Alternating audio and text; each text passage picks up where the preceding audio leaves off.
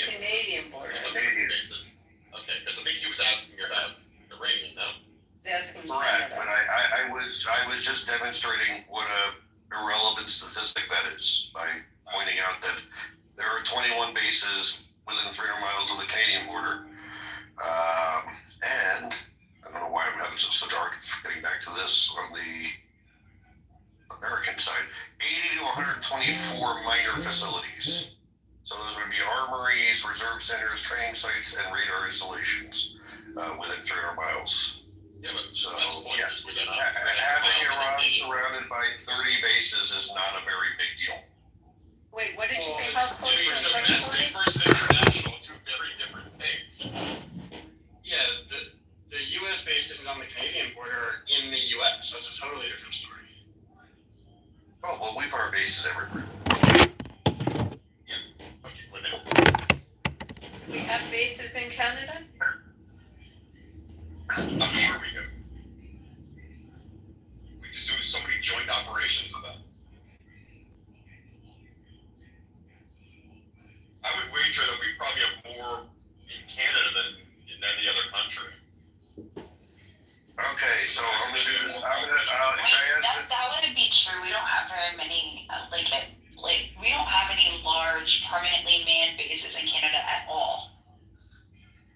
Yeah, I don't know that we have any. Maybe personnel there for different things. Like we have an embassy, whatever, but that's not like. I feel like I think NORAD's in Colorado, but like there's so much cooperation between the two countries. I think we cooperate with them more than any other districts. Right, but an actual NORAD military base on Canadian soil, is there one? This is The lookable, closest- but I don't think there are any, actually. I didn't think so. There's a North Bay in Ontario where the U.S. Air Force detachment 2 is integrated into Canadian operations into an agreement.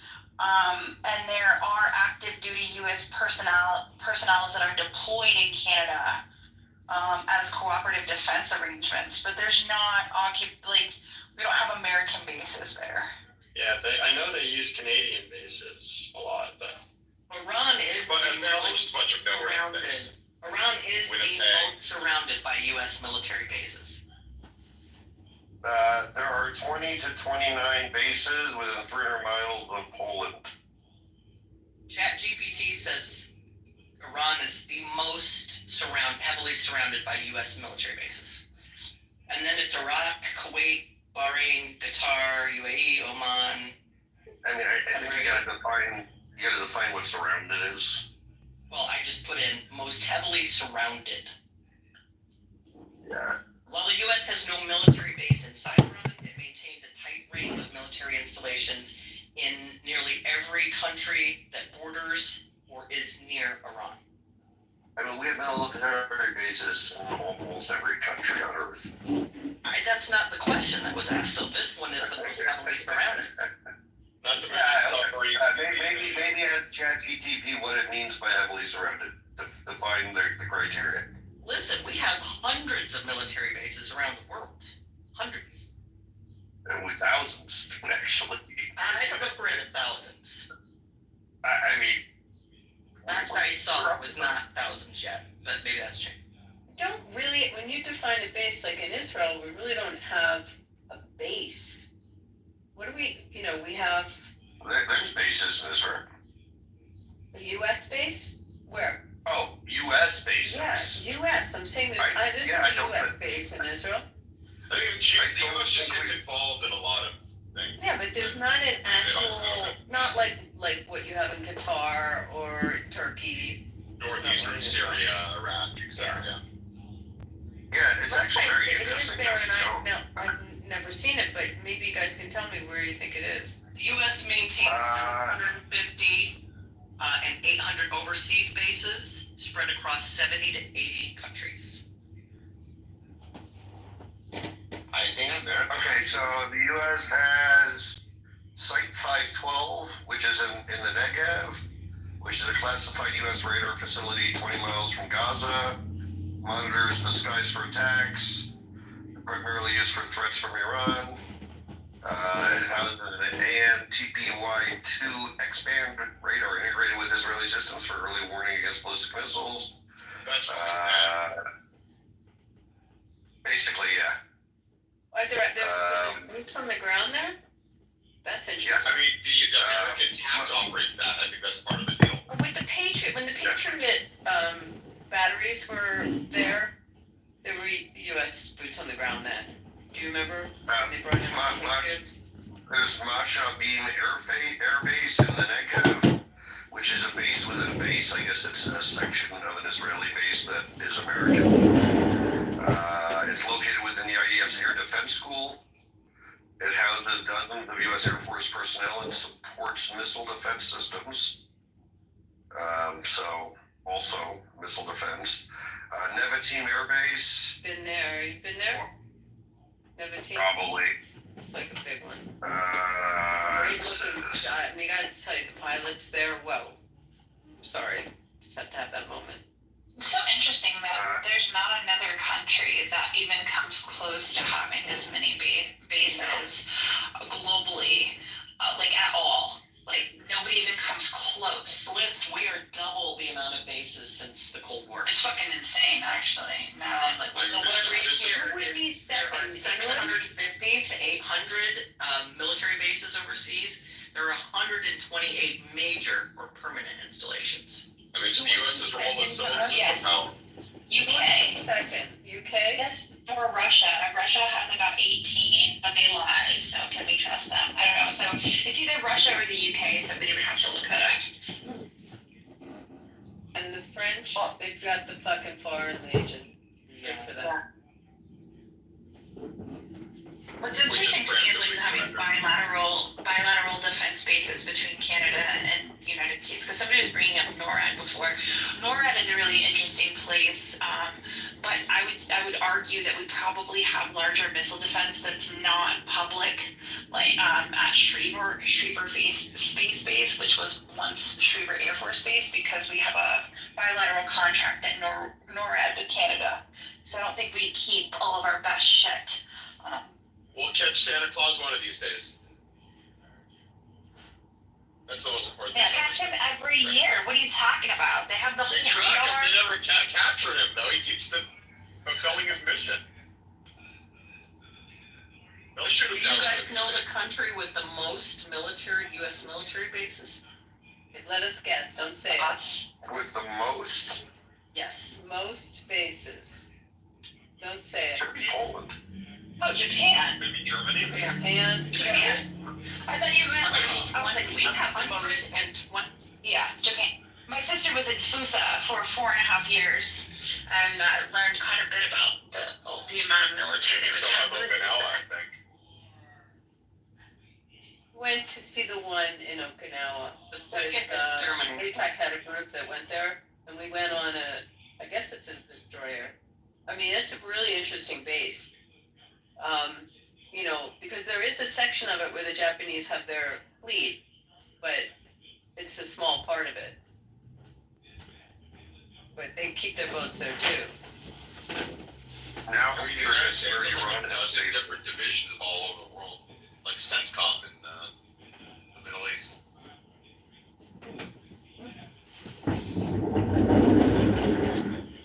I have a family member who is now I know, Matt, you probably understand all the ranks. Major general, not major, lieutenant. Man, yeah, no, you're gonna do that. It's above. Wait, I'll have to look at the rank. He's high up, and he was stationed for a while. This is a very cool one in Pisa. They have a base, army. That's not a bad place to be. In Italy, we used to have a lot of bases there. My grandfather during the Korean War was stationed in Naples, and he was the head naval chaplain of the Mediterranean. Nice. And during my grandfather's funeral, a rabbi said it was because of your grandfather that the Koreans never reached Italy. And that's like not bad if that's your army time to be in He was a Italy. commander. I'm gonna have to look at what this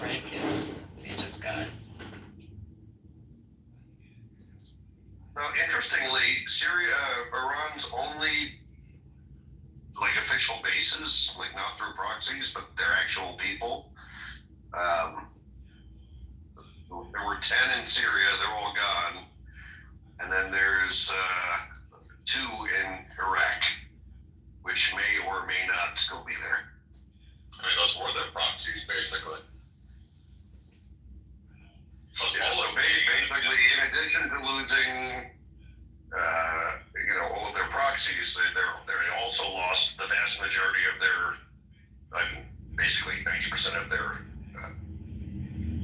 forward bases. Like this is basically a siege. Like it's just like pushing in. Jeff, can you do me a favor? Can you check the degenerates? I just sent a picture of a message from I-12 or I-24, the Israeli channel. They made a statement, let's confirm it if it's true on the American side. Because Hey, Matt. Yeah. Lieutenant Colonel. He became a Lieutenant Colonel. Alright. That's Yeah. moving up. I mean, it's still just quoting an American official, but I mean, that's as reputable as, that's pretty reputable.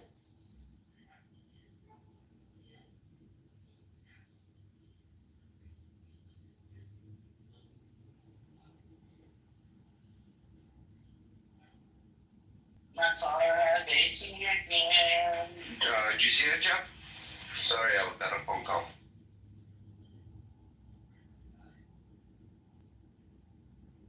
This is big news. If it's true. Lieutenant Colonel is 05. I think that corresponds with Commander of the Navy. I think. So that's My good. grandfather That's high up. Yeah. He's like a conservative also, by the way. Oh, cool.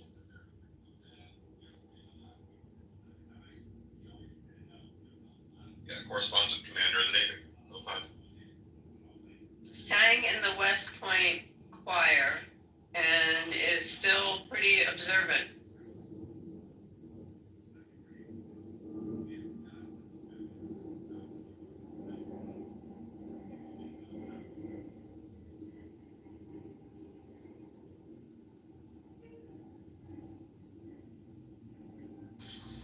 Anything?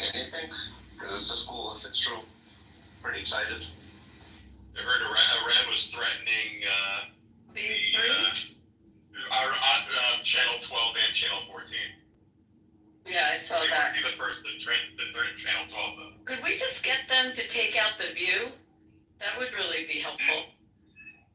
This is terrible, but I was thinking, like, when they said that they picked up Digba yesterday, I was thinking, yeah, no one's going to notice the difference. I'm allowed to make that joke because my great-great-great-grandmother founded Pittuck Digba. I heard it's not a real It place. really exists. It Yeah, really exists. I heard it's not real. It's not real. Can you say this in Bivrit, please? Petach Tikva lo emet. Siloamet?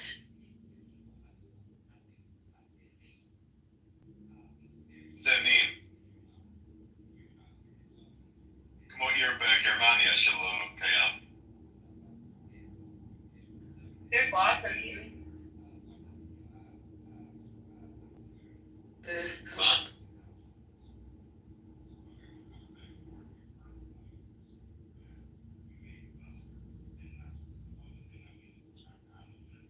Matt, you gotta work on your Hebrew, bro.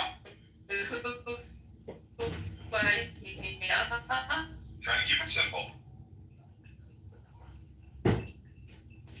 Yeah, but emet is the wrong word. It's amiti. It's amiti. Trying to keep it the streets. I find when I use proper grammar, it confuses Israelis.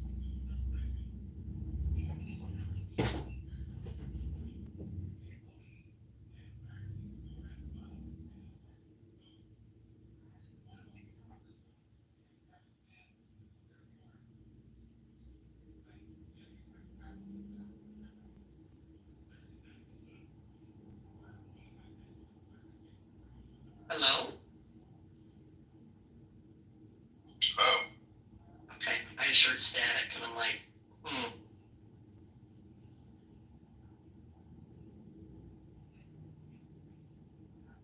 Irina, I didn't see you come in. Hi, Captain. Hello, me. Hello. I haven't seen you. Hi. I got my ball driver face and I have AC again. I'm so happy. Nice, because he's probably heading your way. It's hot here, Captain. Oh, it's already 82 here today. It was hot all last week, huh? We got the I was melting.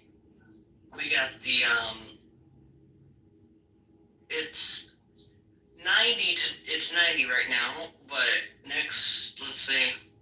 We've had we had one 90-degree day last week, especially downtown, like down in town in the city. It gets a lot hotter than what it says the temperature is, that temperature bubble that's in the city. So it always happens this way. The College World Series comes to town and it heats up. So we start by the weekend it'll be in the triple digits. They will be cooking down there. Matt, he's not in here. I can't believe Matt Root has never been to the College World Series as much as he loves baseball. He would love. And all this cold air coming out of my dash is so nice. Good for you. They've got to replace some kind of module or something that controls the airspeed itself. That's the only thing that's going to do. But I mean, it's full speed, you're spitting out cold air, so I don't care. Nice.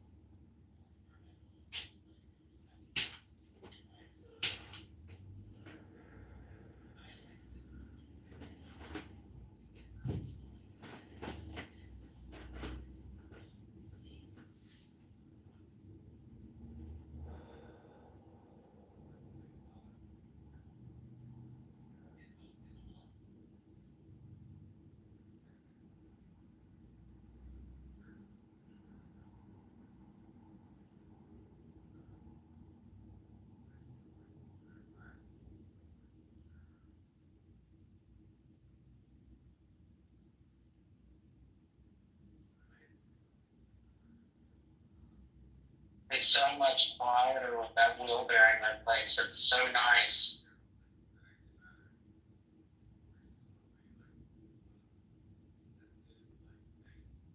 Still let a wobble at like 70, 80 miles per hour. I think I might have to change my control out. I'm not the control, I'm just trying to go to power rod ends.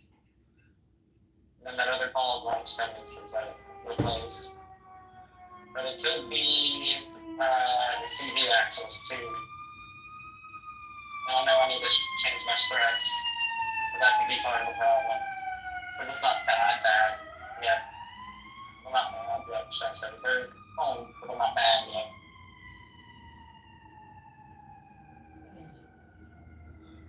What kind of car is it?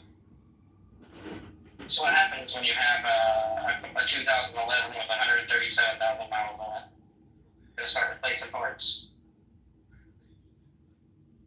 What brand? Ford. The 2001 Ford Escape. The 2001 Ford Escape.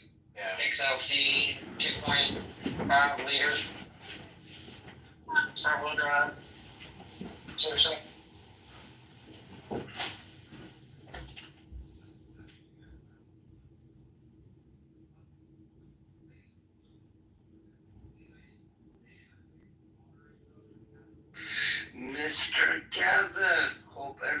is good with you, sir?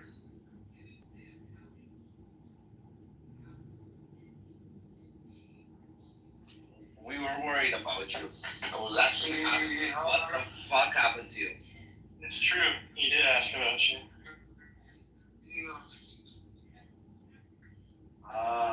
Actually, the internet service very unstable, and usually I drop out of the room. So you can check everything on CNN, everything on other TVs. You can see everything. So actually, I had a ticket to Dubai on coming Wednesday, but all of them canceled. And then from Dubai to Washington, all of them canceled. Yeah, there's no the runways are down. They took out at all the airport. Yeah, the airport is out of service now, as I heard. So it's bad luck. Did you get to Kurdistan? Actually, I had a ticket on this June 18th from Tehran to Dubai, and then my God. Did you get yourself to Kurdistan? Could you cross the border to Kurdistan?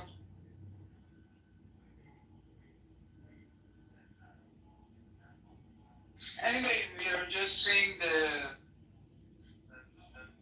fighter jets bombardment on Tehran, IRGC sites, and military sites, missile sites. We can hear and see everything because my home is located on top of the hill. Hill or hell? Hill. Hill, yeah. So I can see everything, I can hear everything, but fortunately it is too far from us. Because my residential area is totally far away from all of these things. Missile sites, military sites, intelligence sites, everything. We are very far from it. We are very far from it.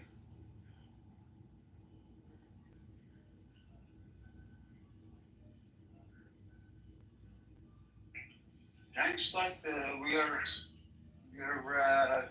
still alive. We're still alive. Actually, Stay I'm not safe. scared.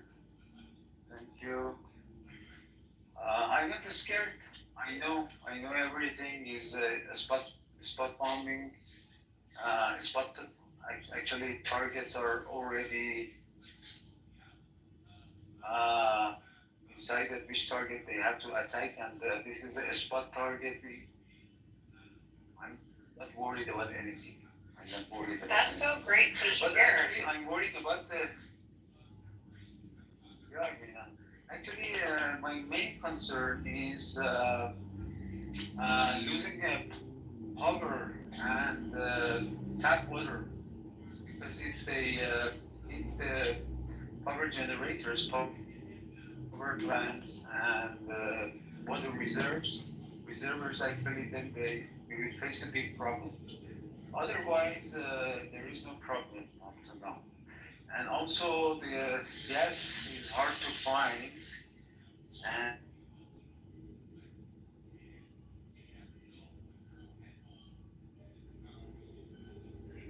they rush.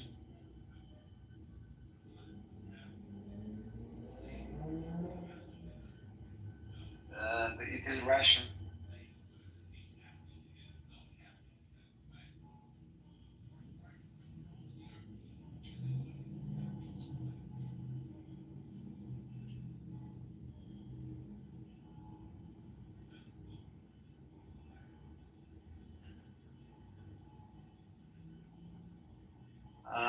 Special for heating. So that's a great news. Yeah, it's good. Somehow I can say I enjoy it. Everybody enjoy it. Not everybody, but many are enjoying. Wow. So how are the Iranian people themselves towards this? Like, they're happy about this?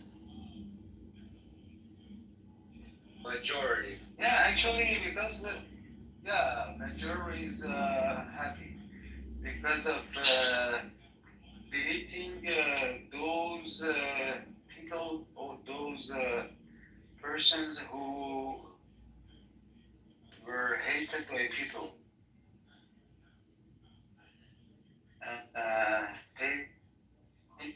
People hate some of the IRGC commanders and second level actually commanders, and they are being deleted, and so people are very happy from that. Just the main question is one why the first person, Mullah, the first person, he was not hit at the first time. This is the main question. Why they actually decided not to hit him, to attack him at the first bombardment.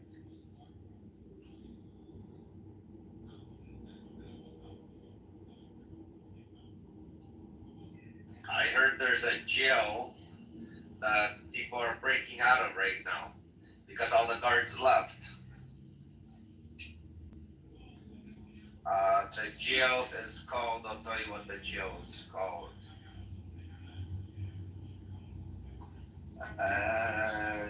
Jails? What do you mean jails? Because your voice is coming in and out. Internet bandwidth is not good. He means prison. Ah, jail, yeah, jail. Prison, they're hitting prisons. Prison, yeah. Yeah, I see jail. They said people are escaping.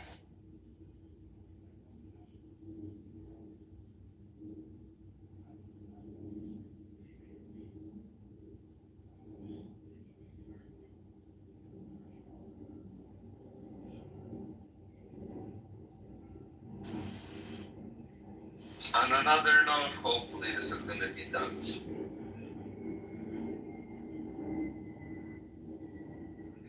Rushing, actually, I heard you coming in and out. Kevin, that's you. It's you. We can't hear you too well. You're in. Yeah, it's me. It's from here because they belong to many things. So we have to connect even WhatsApp, which already restrictions removed, even they put restrictions again. So without VPN, you cannot work with WhatsApp.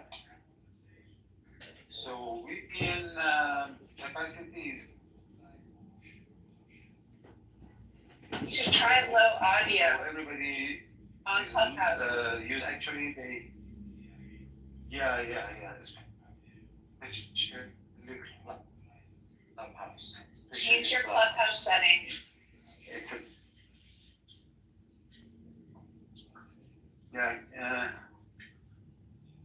Clubhouse actually is one of those applications who are restricted heavily from using people. No, that's fine, but because you have a problem with your band, then you should select low audio quality at the top. Oh, you're right. So we can hear you better. Let me change it now. Yeah. If I find it soon, to change it now.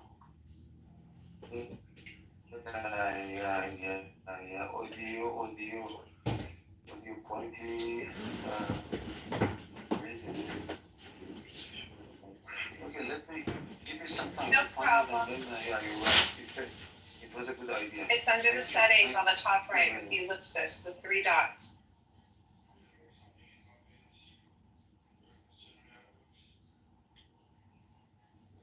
Yeah. It is on.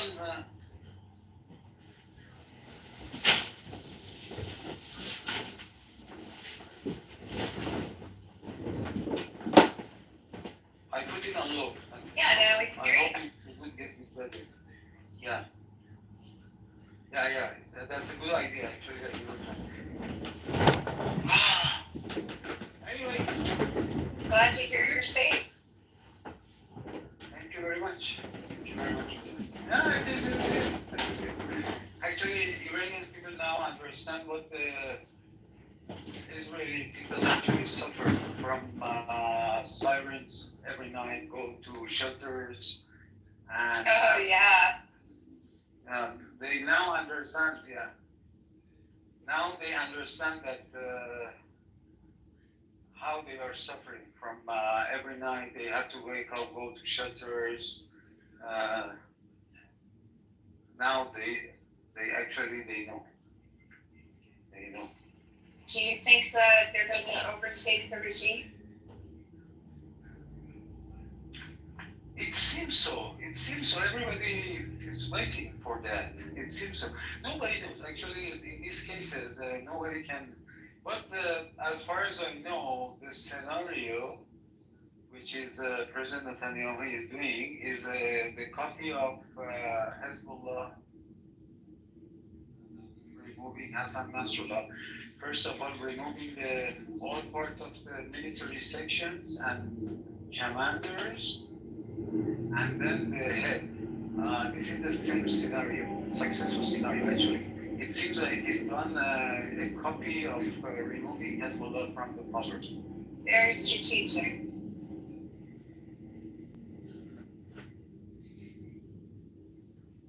Anyway, thank you all. Thank you, my friends. I tried so many times. To contact you, but actually, also on the other side, I had the many things to do, fill up the gas and preparation.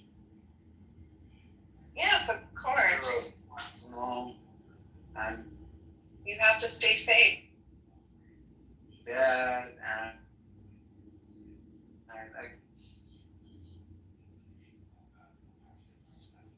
You're still cutting out, unfortunately.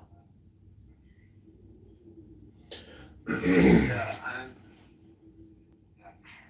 we are careful. I have a plan in worst case because we are taking care of my mom and my dad. They are very old,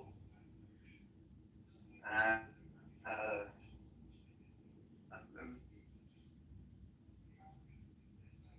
we made a plan. If I need to make a plan in worst case, what we have to do.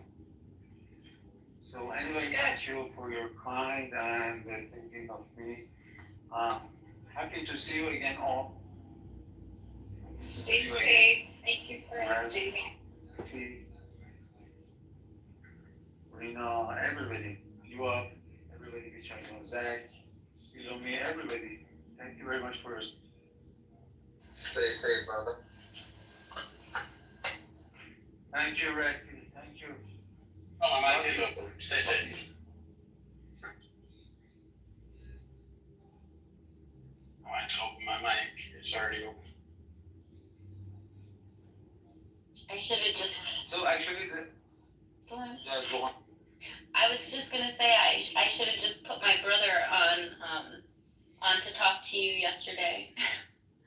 The freaking idiot that clearly has friends that support the regime and is sympathizing with Iran right now. With the regime. I have a better suggestion. Just send him his friends to Gaza. It is a very. Ava!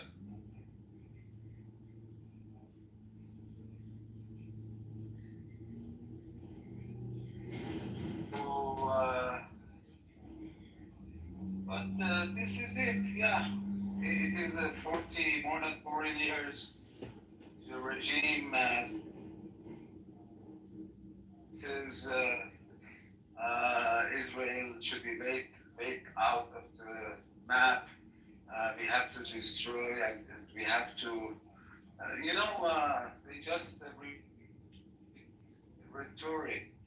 Actually, not rhetoric. They made some achievements. it shows that the Israelis believe when Iranian official says we have to destroy Israel. They believe them. Israel, in United Nations said we believe these rhetorics. We have to be prepared. So the first and foremost item for the regime is to finding those people who set up drones.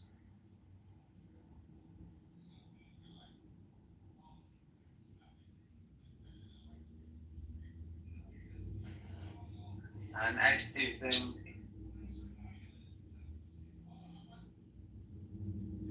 You're cutting inside out. the country. This is You're cutting out, Kevin. You're going in and out. Yeah, they're having a hard time with internet there. That's what. Yeah, their internet's so bad it's almost like Canada. This That's what I'm saying. You didn't say it is as bad. It's almost as bad. Almost as bad as Canada. It's better than, probably more affordable. hello, Jeff. Yeah. Good morning. Actually, it was disconnected. I couldn't hear you. So, how are you? Are you okay? Much better hearing you, my friend. We've been worried about you.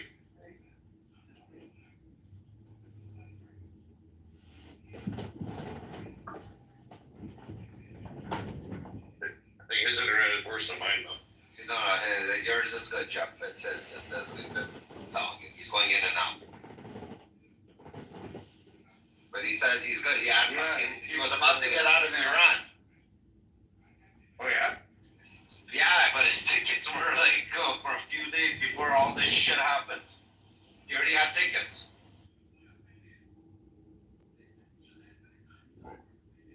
Yeah, actually, I already got my ticket for June 18 to go out, but suddenly everything is stopped.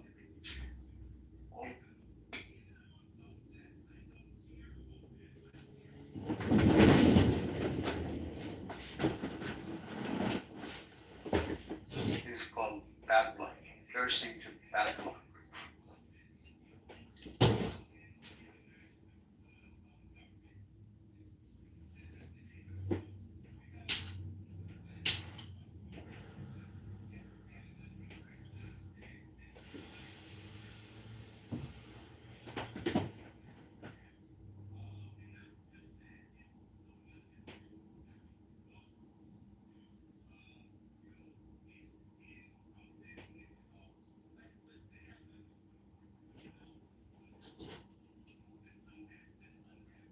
Actually, some I heard for some people beside my home at the hill, on the hill, actually searching for those guys who were launching drones. Some people launch several drones from this park. So they are heavily searching and controlling this area by drones and controlling this area by drones and controlling this area.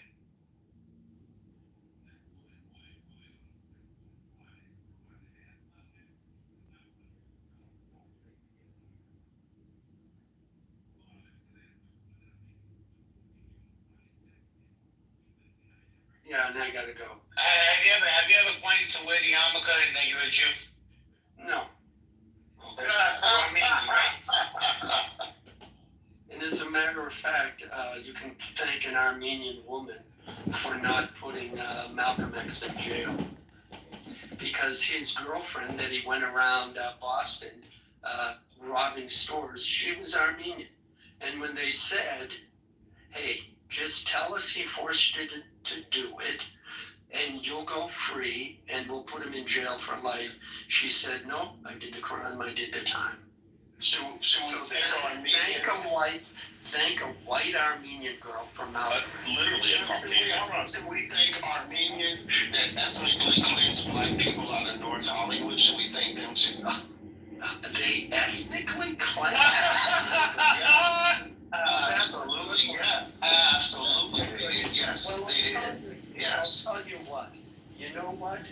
You know the Tuskegee experiments? Thank a Republican, Richard Nixon, for ending those. Should we thank the Republicans that created the Lily White Also, Party? Where's that Turk when you need by him? the way, are you wearing a cotton shirt or cotton So coat? hold on, Alan, should we thank the Republican Party that created the Lily White Party and worked against our advancement and pushed for Trump? Oh, they didn't do that. The Lily White Party and the Republican Party didn't do I that. gotta go, thank you. Yeah. Okay. Did you just hear that though? Somebody said, "Where's a Turk when you need him?" What if someone said, "Where's a Klansman when you need him?" You see what I'm saying? Y'all dish this shit out, but y'all can't fucking take it, man. This is crazy. This is crazy. Oh, sick, dude. Michael would lose his mind if we said it. Where's a black baby mama when you need one? Well, Wait a Abraham, second, wait a the second. same place where your white trash. Abe, hold on, babe. Let me ask a question to you. And one at a time, please. Does the room think that the world has become hypersensitive to words? Right? Because words have meaning, but has the world become so hypersensitive we can't use words? And I'm not talking about the N-word. Obviously, the N-word, that's definitely off the table. But let me go to Pepe, and then I want to get Carlos back in the conversation at United. Pepe, what do you... Well, bunch of things. I heard Abraham, he said, he made this claim that somehow because we are targeting the demographic, illegal immigrants, that's going to alienate us with Hispanic people. Hispanic men, over 55% voted for Donald Trump.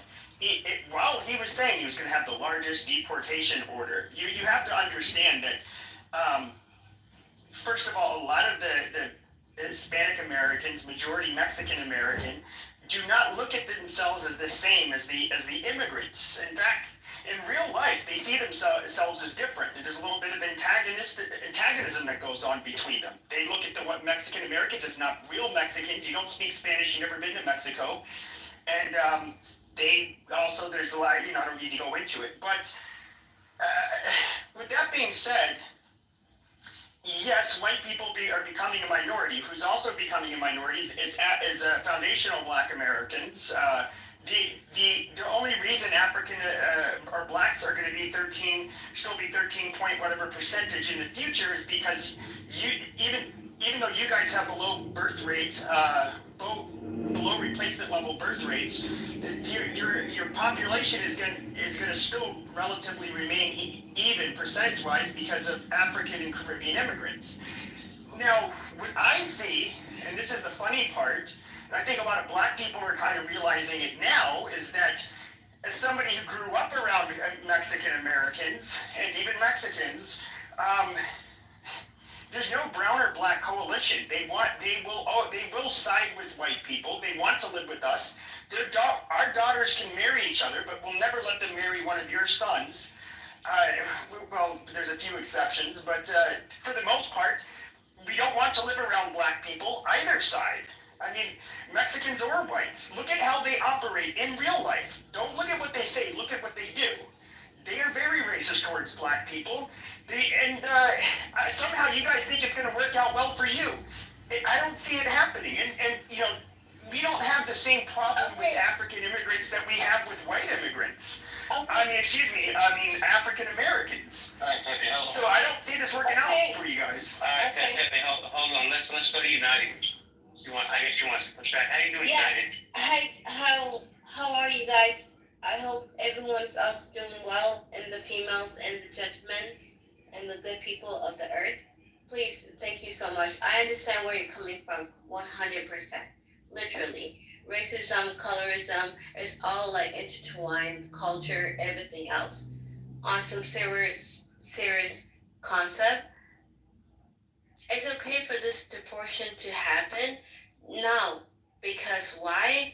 Iran and Israel, and Israel's like literally like bombing each other as we speak right now, right? And as we speak here, the portion of the fucking goddamn Mexican going back, they coming back, and oh shit, like, are we recorded? Yeah.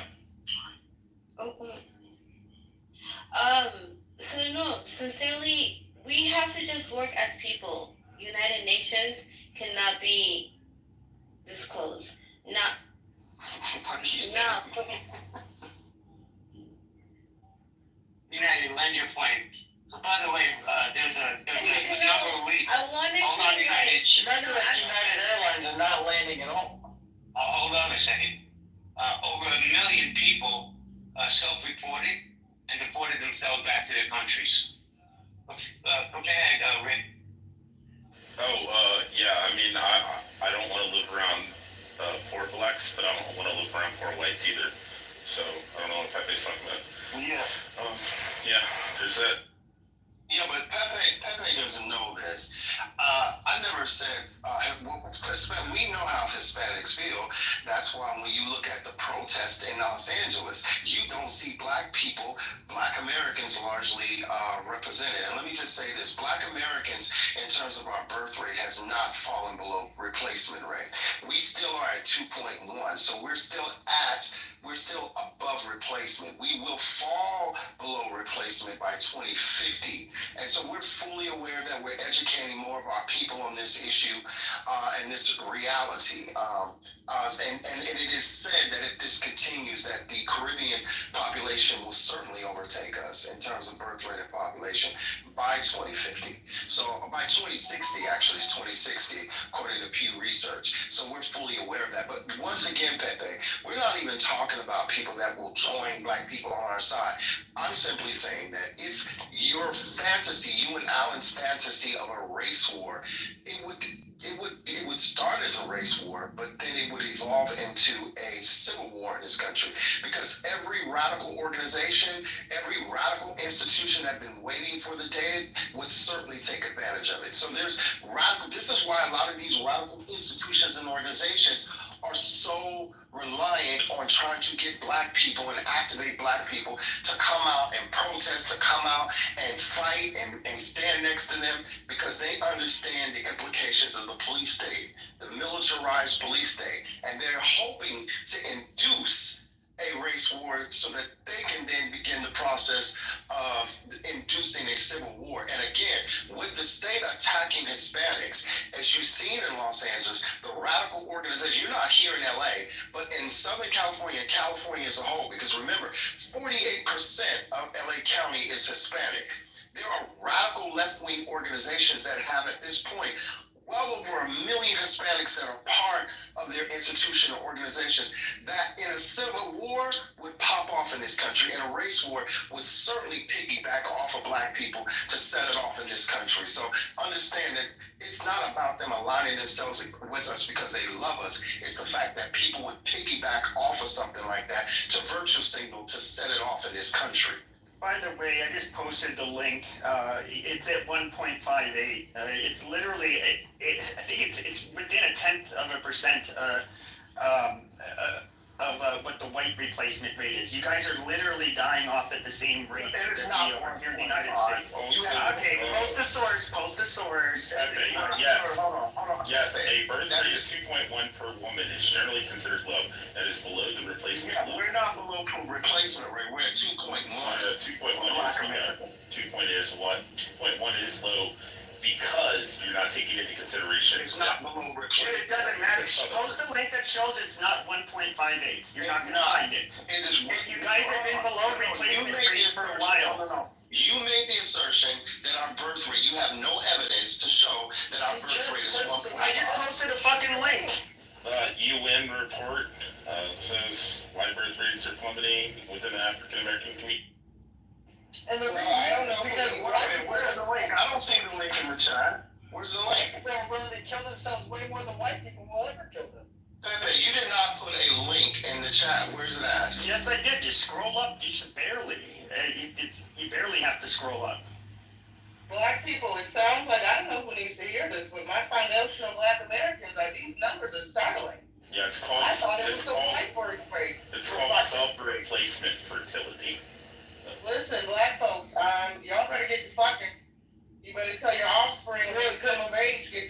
we have Black people love to have sex. fantastical race. Black people love to have sex, but black women love to kill their children more. That's Well, I'm not going to argue with that point. Can I jump in here? I think this conversation is pretty spectacular and not in a good. Can I jump in? Who's that? Actually, we have a 1.62 birth rate, because I know it's added back and forth, so we're slightly edging you guys out in replacement levels. But overall, we're both dying. We're both a dying population in the U.S. Hold on a second. Can I just make a note? Just a step back for 2 seconds and breathe.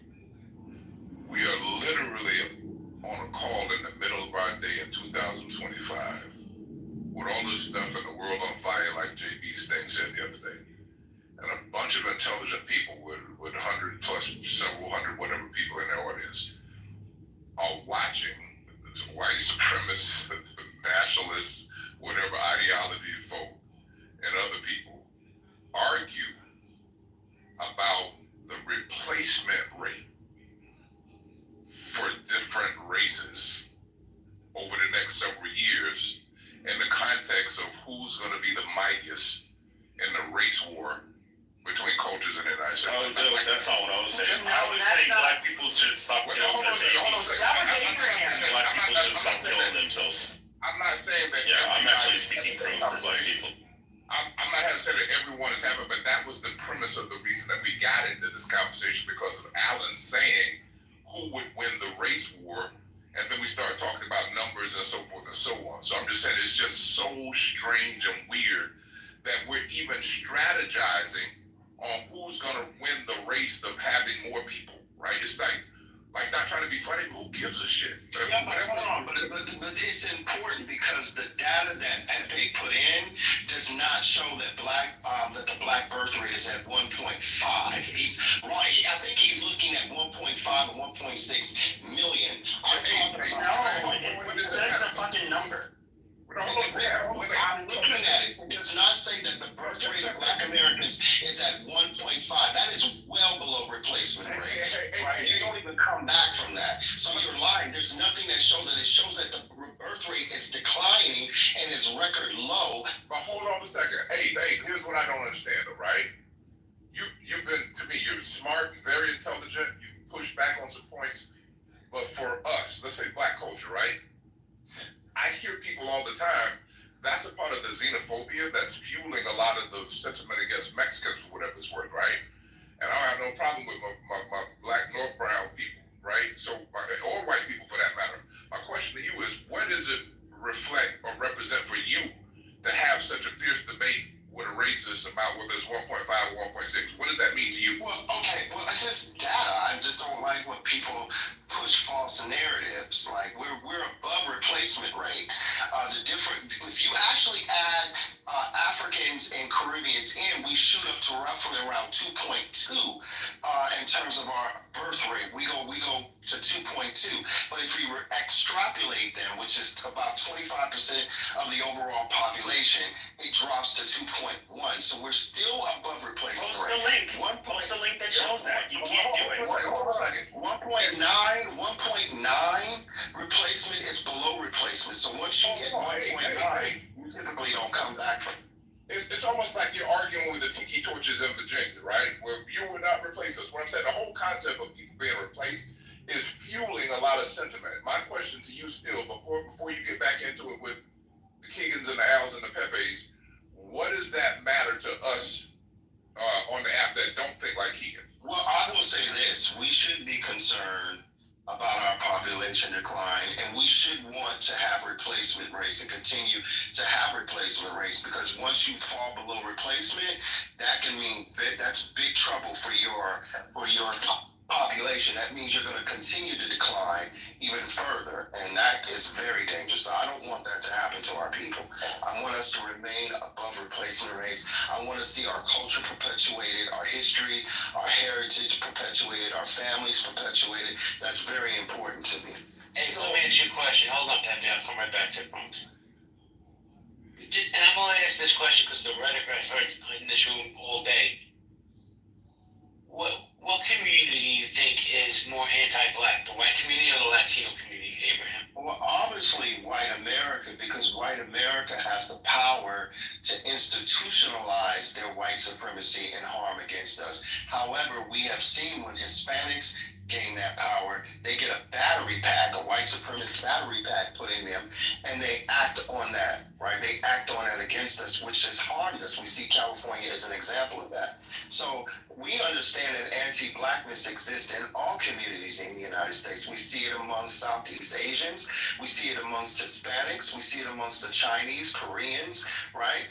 So we know that people hate us. That doesn't make us fearful. That actually makes us stronger because we understand that there's something and there's a reason that they see us as a threat. It has nothing to do with our behavior because they've always seen us as a threat. Wait. I need some clarity here real quick before I give Pepe a chance to push back. Dean, you have your hand raised. I tried to bring you up a few times, my friend. And I just want to get some clarity. So it's the white man's fault that certain segments of the Latino community are anti-black. Well, we know. We taught them. I'm just trying to understand. Well, yeah, in a lot of ways, yes, because white supremacy incentivizes anti-blackness. We can look at places like, I'll give you an example, Nigeria, right? You have Liberians and you have Asians that come that are anti-black. When you listen to a lot of their anti-black tropes and how they feel about Africans or Nigerians, it's always usually predicated on rhetoric that comes out of Europe or the notion of race science that came out of white supremacy. So yes, there's always been prejudice, right? There's always been a bias towards people. But when it comes to the actual idea of black people being racially inferior, often when you hear other races engage in race science, it's predicated off what they learn from European societies or from white societies in any particular place on planet Earth. Thank you. That's so, hold on, Rich. That's a fact. Gentlemen, please. I promised Pepe to be next, and I need to do a room reset. Then I'll go to Keegan, then Rich. Pepe, go ahead, bro. Yeah, I will say this. This is, I mean, listening to him in his, he's already been called out because he has one statistic totally fucking wrong, but whatever. When it comes to Mexico, all right. You're wrong. Shut up. Now, when it comes to Mexico, he didn't interrupt you. Please show him the same respect. Yeah, now, when it comes to, well, I'll just narrow it down to Mexico, but we can look at the rest of Latin America, okay? No, they've always been racist. They are racist. In fact, it's also, I guess, more akin to colorism as well. So not only do they think the Indians, they're the simple little short people that can't live in modern society. That's how Mexicans and Central Americans and others look at them. When it comes to black people, they're bottom of the barrel. But who are their movie stars? Who are their models? Who are the people that are in the upper crust of society all throughout Latin America? It's the whiter looking group. Now, to me, it's just so funny to hear people think that they learned their anti-blackness from white Americans. I mean, every single one of those fucking countries in Latin America had slaves. I mean, it's so naive and silly. The world doesn't revolve around America. Yeah, I never think of claiming that they learned racism from white America. Whoa. Not according to Americans, Pepe. We think we're the center of the universe. Yeah, but Mexico, hold on. Mexicans their world revolves around Mexico. That's just how every group of people is. No. I'm not arguing with you. I'm just saying. Abe, I'm going to give you 30 seconds, and then I'm going to get other speakers involved. We got Keegan, Michael, then Full. Yeah, I never made that claim that it was white Americans. Once again, people are listening to respond and not listening to understand. What I said was that no matter where you go on planet Earth, when you look at anti-blackness, it's typically powered by the rhetoric of race science that came out of Europe and has made its way around the world. So when you talk about colorism or race science in Latin America, it's because Europeans brought race science into Europe and they incentivized white supremacy, right? So in Brazil and other countries, they brought Europeans in and they told the black populations, if you don't want to suffer the calamities of race, the best thing that you can do is whiten up your lineage. So they have something called, like in Spanish, la raza or whatever it's called, which was like improving the race. and improving the race is whitening your descendants so that they don't fall the racism and white supremacy that black people befall. So Okay, yes, that's all right, a clear example of that. Thank you so much. I'm gonna go to Keegan, Michael, and then Luke. Keegan? Oh, that's Keegan. Yeah, what I wanted to say was, I hear about race science, right? I hear that white people, and Asians and Latinos, they all have this racist race science. I did not know anything about race science until I got to Clubhouse, and I heard many, many black people say, "You are a white man who you didn't evolve like the black man from Native. You came from the Caucasus Mountains, you were Neanderthals and cavemen, and that's why you act completely different. You don't have melanin in your skin like we do. Our melanin's our power, and that's why we're compassionate human beings, right?" All I hear is all these crazy theories, race science, like Abraham's been saying. This is what I hear. That's what I hear all the time. It's just about how white people are actually devils. That we didn't evolve like black people. We're completely different. And then we are. But that's called race science. And the idea that then white people said, okay, if we're going to do race science, let's study IQs. Well, who conducts what an IQ actually is? That's a social contract that's made up by white supremacy to make black people dumber. Okay, all right, you win. What do you want us to do here? When a white supremacist says black people are inferior to us because of this, and this, based off of getting a.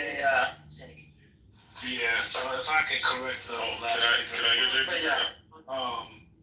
the branches of science that study Neanderthal DNA within Europeans is evolutionary biology, anthropology, and archaeogenetics. So that's not race science. That's real.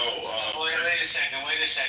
Guys, Nye, CO, and Sid are going to be running the room for a few minutes, so if you call me, I'm not going to be able to answer. Oh, can I go next, JB? You got JB. Because Rich said, JB said Keegan, then Rich. Rich, just go, Rich. Just go. Please, Oh, not okay, shut up until he goes. No, I was just gonna correct something.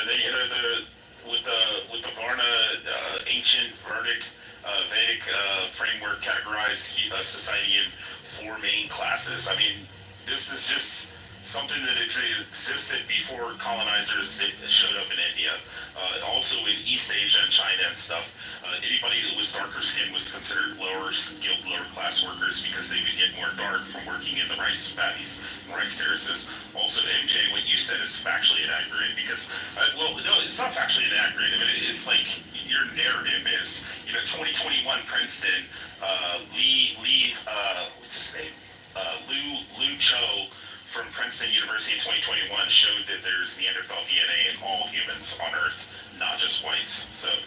Well, we know that it's predominant. It's more predominant within your. Yeah, you still got it in your DNA, bro. Populations. Sure, I mean, this is not a purity thing, but the person. Well, no, the original argument 15 years ago was only Caucasians. Excuse me, sir. I'm trying to speak. It's okay. I didn't interrupt you. The previous person said this was a part of race science, the discussion of Neanderthal DNA within Europeans. And I had to clarify that it's not race science. I had to give them the actual measures of science, which is actually studied. And there is a stronger prevalence of Neanderthal DNA within Europeans, and I don't think that's arguable. I think It's like 1.2 to 1.6%. So it's 1.2 amongst Caucasian, or 1.6 amongst Caucasians, and 1.2 amongst the rest of the world. So actually, it's 0.4%, Princeton University in 2021. It's up to 2% for Europeans, up to 3%. It's 1.6 and 1.2. No, it's 2% for Europeans. It's 4% different. No, it isn't. It's just type in Neanderthals, Princeton University 2021. Well, some of us have our own individuals. It's not even important. Why is that even important? No, we're all Neanderthals. I agree. Don't forget, guys, that Neanderthal came out of Africa. No, the Neanderthal didn't come out of Africa. You guys have 19%. And you have 19% of, so you guys are also mixed with 19% with an archaic hominin, up to 19% sub-Saharan Africa, and this mixture ended up occurring after the Great Migration out of Africa. So you guys are also like mixed with a less evolved, non-anatomically modern human. Yes, archaic human. So I mean, this is just silly. We all evolved from something, so it's pointless.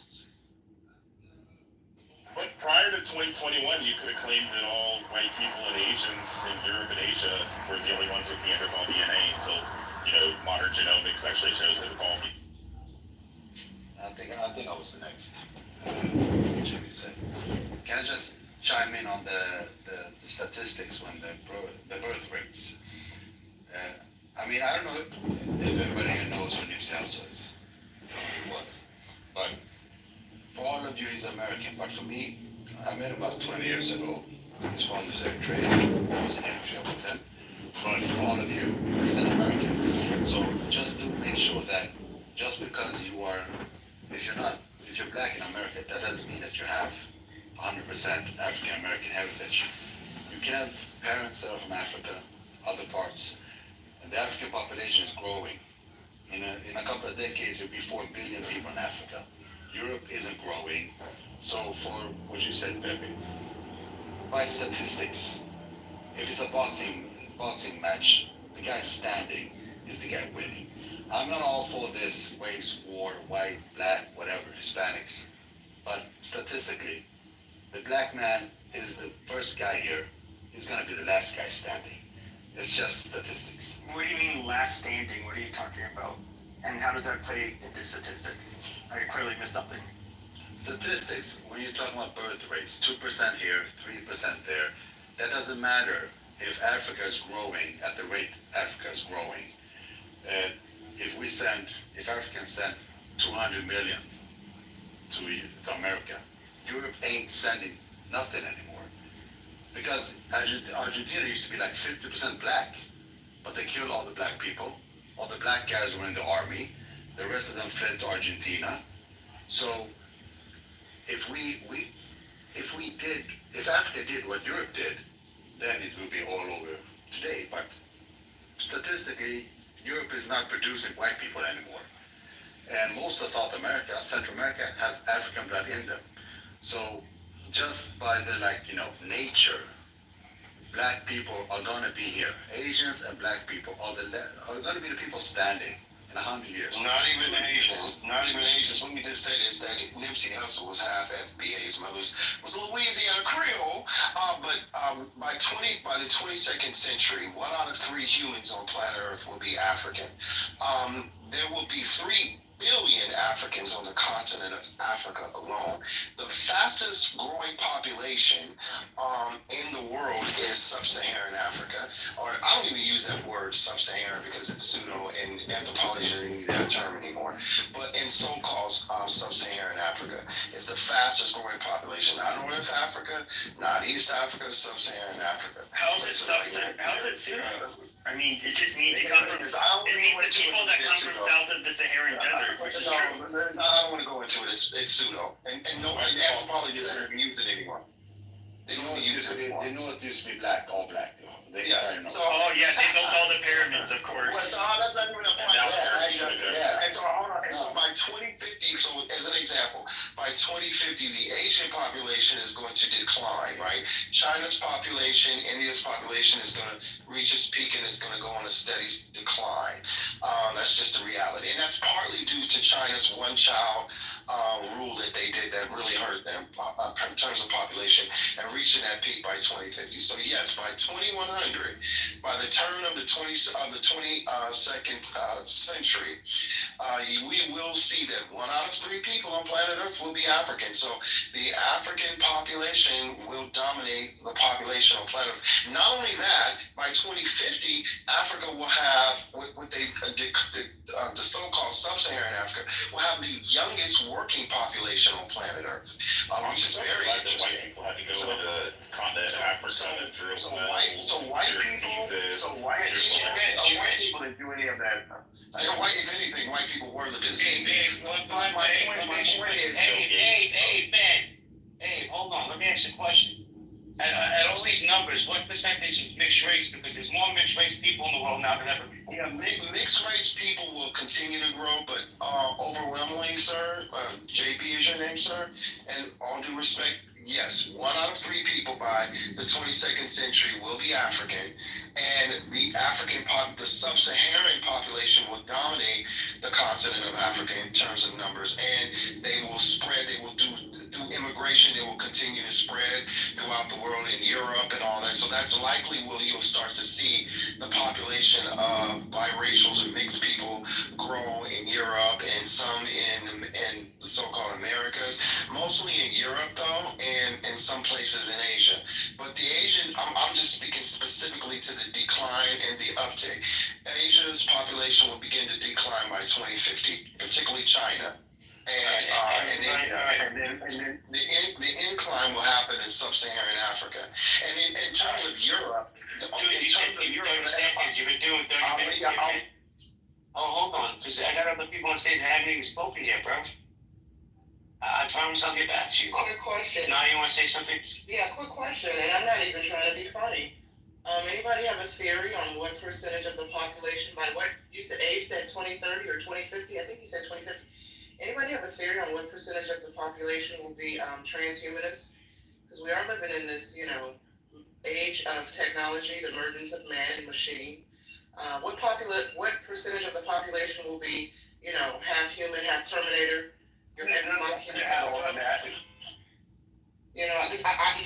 Y'all think it's gonna be the blacks and the Asians will be the last standing. I think that was your thing, bro. I can answer that question. Bro. Answer the question. I mean, we don't have any data on that. We do know that transhumanists. Oh, you do? Okay. Yeah, so I have a video clip on it. It's pretty long, but it goes in. I can put it in the chat. Basically, our scientists are saying that within 1,000 years, I know that's a long time, but within 1,000 years, half of the population will be integrated with some kind of robotics. We are now. We have iPhones. They're part of our lives. They're like our sixth finger, third hand. You guys can't put your phones down. But he's talking about when the Neuralink kicks in. I know what he's talking about. Wait, I already have a third thing. Could you guys shut up for a second and let somebody else talk? So I want to say hello to MJ, because... What's up? MJ? Hold on one second. I got you, bro. I was wondering when it took so long to come to the stage, but whatever. I'm going to go to MJ, then I want to get Paul Lucy involved. MJ, go ahead. Yeah, I mean, when the Neuralink kicks in, we won't have to have appendages. We won't have to sit up here and type into the phone.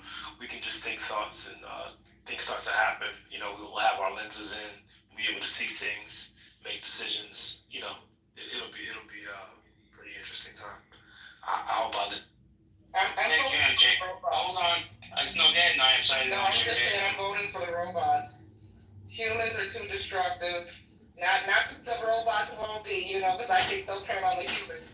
But humans hate each other. They hate themselves. They're at war constantly with God, nature, biology. So either the rapture is going to take us out, or the AIs, the ex machinas. And I'm here for it. By the way, for the record, I identify as a Time Lord. Just call me Dr. Who. Thank you. I'm done. Thank you, Dr. Who. Hey, I put that link in the chat for you guys. Thank you.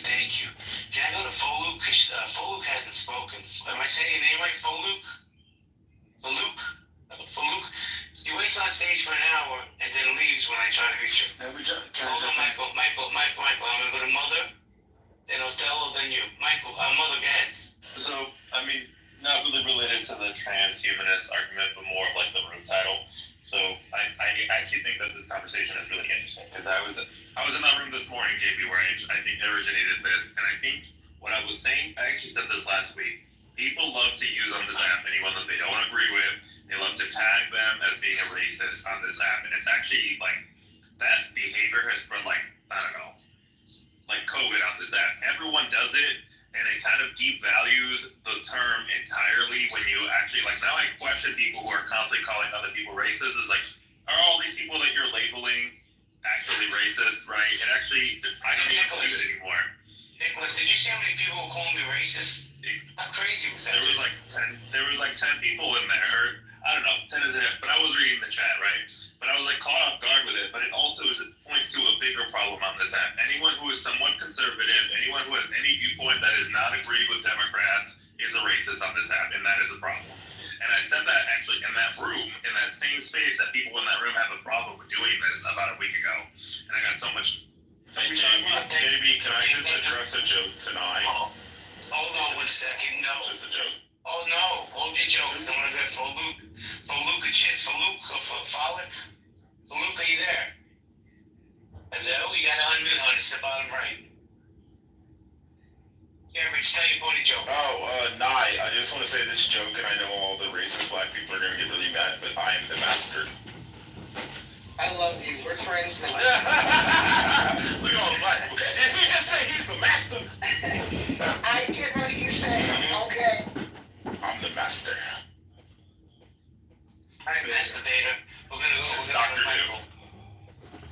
Michael, go ahead. Yeah, I was just going to comment on that Neanderthal thing, because a couple of miles from my village in the mountains of Eritrea, we have like 200,000-300,000 year old like tools, like obsidian tools. And I mean, I remember when we mixed with that Neanderthal, that was a bad goddamn mistake. So the problem was when we mixed with that Neanderthal. That's just what I want to say. Thank you very much. Look at all the movements in the chat. Who cares? No pun intended. Othello, you want to chime in, Othello? You've been quiet for a whole 3 minutes. JB, I don't know what your problem is, and I respect it. I don't speak over anybody. I just flash my mic when I want to talk. But no, I don't have much to say. I'm just enjoying the conversation. Thank Bro, you. let me tell you something. If I don't bust your chops, that means I don't like you. If I'm busting your chops, I like to respect you. I got you, kid. Thank you. Hello? Can anyone hear me? This is for Luke. Yeah, we can hear you. We can hear you. Oh, thank God. Your phone works. I have been struggling forever. This is my first time here this afternoon. And I am super excited with everything I've been hearing. But there is one thing that somebody talked about at the time. There has been so many things I've had that I actually wanted to talk about, but I'm probably not going to talk about them anymore because of time and other stuff. But the platform has been highly educative myself. But what baffles me most, because I live in Georgia, Atlanta, Georgia, to be precise, but originally from Nigeria. And what baffles me most of the time is how, before coming to this country, there's a way I perceive the black and white. Of course, I never know what is called racism. All we know over there is tribalism, And even the origin of tribalism, I have no clue. I have no idea what was going on. We just discovered one tribe tried to oppress the other, different things. And then one tribe, but when I got to this country a couple of years ago, I now discovered, oh my goodness, what is going on in the world is even better than what I saw over there back home. And for the first time, so many things I discovered, especially during anyway, I don't want to go into stories and histories, but I appreciated everything I've heard this afternoon. It's highly educative, but what baffles me most of the time is the inability of the black people to even come together as one. And that bothers me all the time, that how can we get a situation? Thank God for internet, because internet, people can, the world has become a global village. People from any part of the world can come together and, do great things together, even without even living together. What tribe are you from, for Luke? I'm Yoruba, but it doesn't matter. Coming over to this part of the world, I don't even look at me anymore. All I try to see is a black person, is a black woman, and that if other people like the Indians have discovered how closely packed together they are, you can hardly enter into their midst. It will take them to trust you so much before they can, you can do anything with them. They do things within, even though they live far apart from Eden. But with black, especially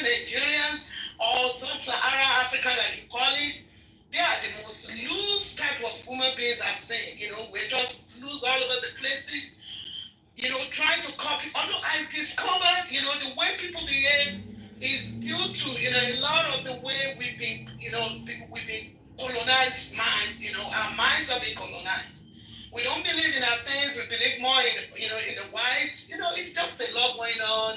But I don't want to talk about all that. But what bothers me most of the time is if others can stick together, what is stopping the Africans, all the black people, especially in America? I don't care where you come from, whether you're from Ethiopia, Eritrea, or Nigeria, or, it doesn't matter. Oh, thank you. Is it religion? Religion shouldn't split us because we have our own way of worship before they bring all these religions to divide. It's all about divide and rule. Thank you. So that people should be able to open their eyes, to see beyond religion. Thank you very much. I just have a question for the room. If anybody, why hasn't she been called the coons? What's she saying? Because if an American black said that, they'd be called a coon. Yeah, I was just gonna say, Miss Poluk, racism is just tribalism. That's all it is. She said, why can't black Americans do that? I guess get on code and love each other and get along, because for that reason, black Americans, and not all, but we see the conversation in the rhetoric. For some odd reason, we have this distrust in our community. Yeah. We don't love each other. Exactly. Enough is enough. We need to re-educate ourselves. We've learned so many things. Yeah, but JB did make a really good point. Now, if she was FBA, she'd be called like, a bed lynch. She'd be called like, a traitor.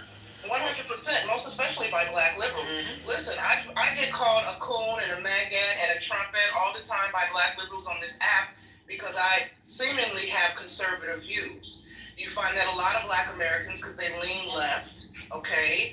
If you don't think like them, talk like them, pray like them, eat like them, you know what I'm saying? I'm being a little exaggerating here, but they want you to have that,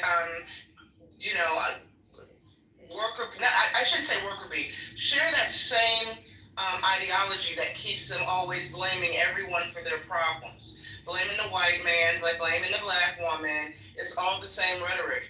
I get on this soapbox all the time. We're at the point now where you have black people saying that if you're a black woman and you want to get married and have babies, you're a pygmy.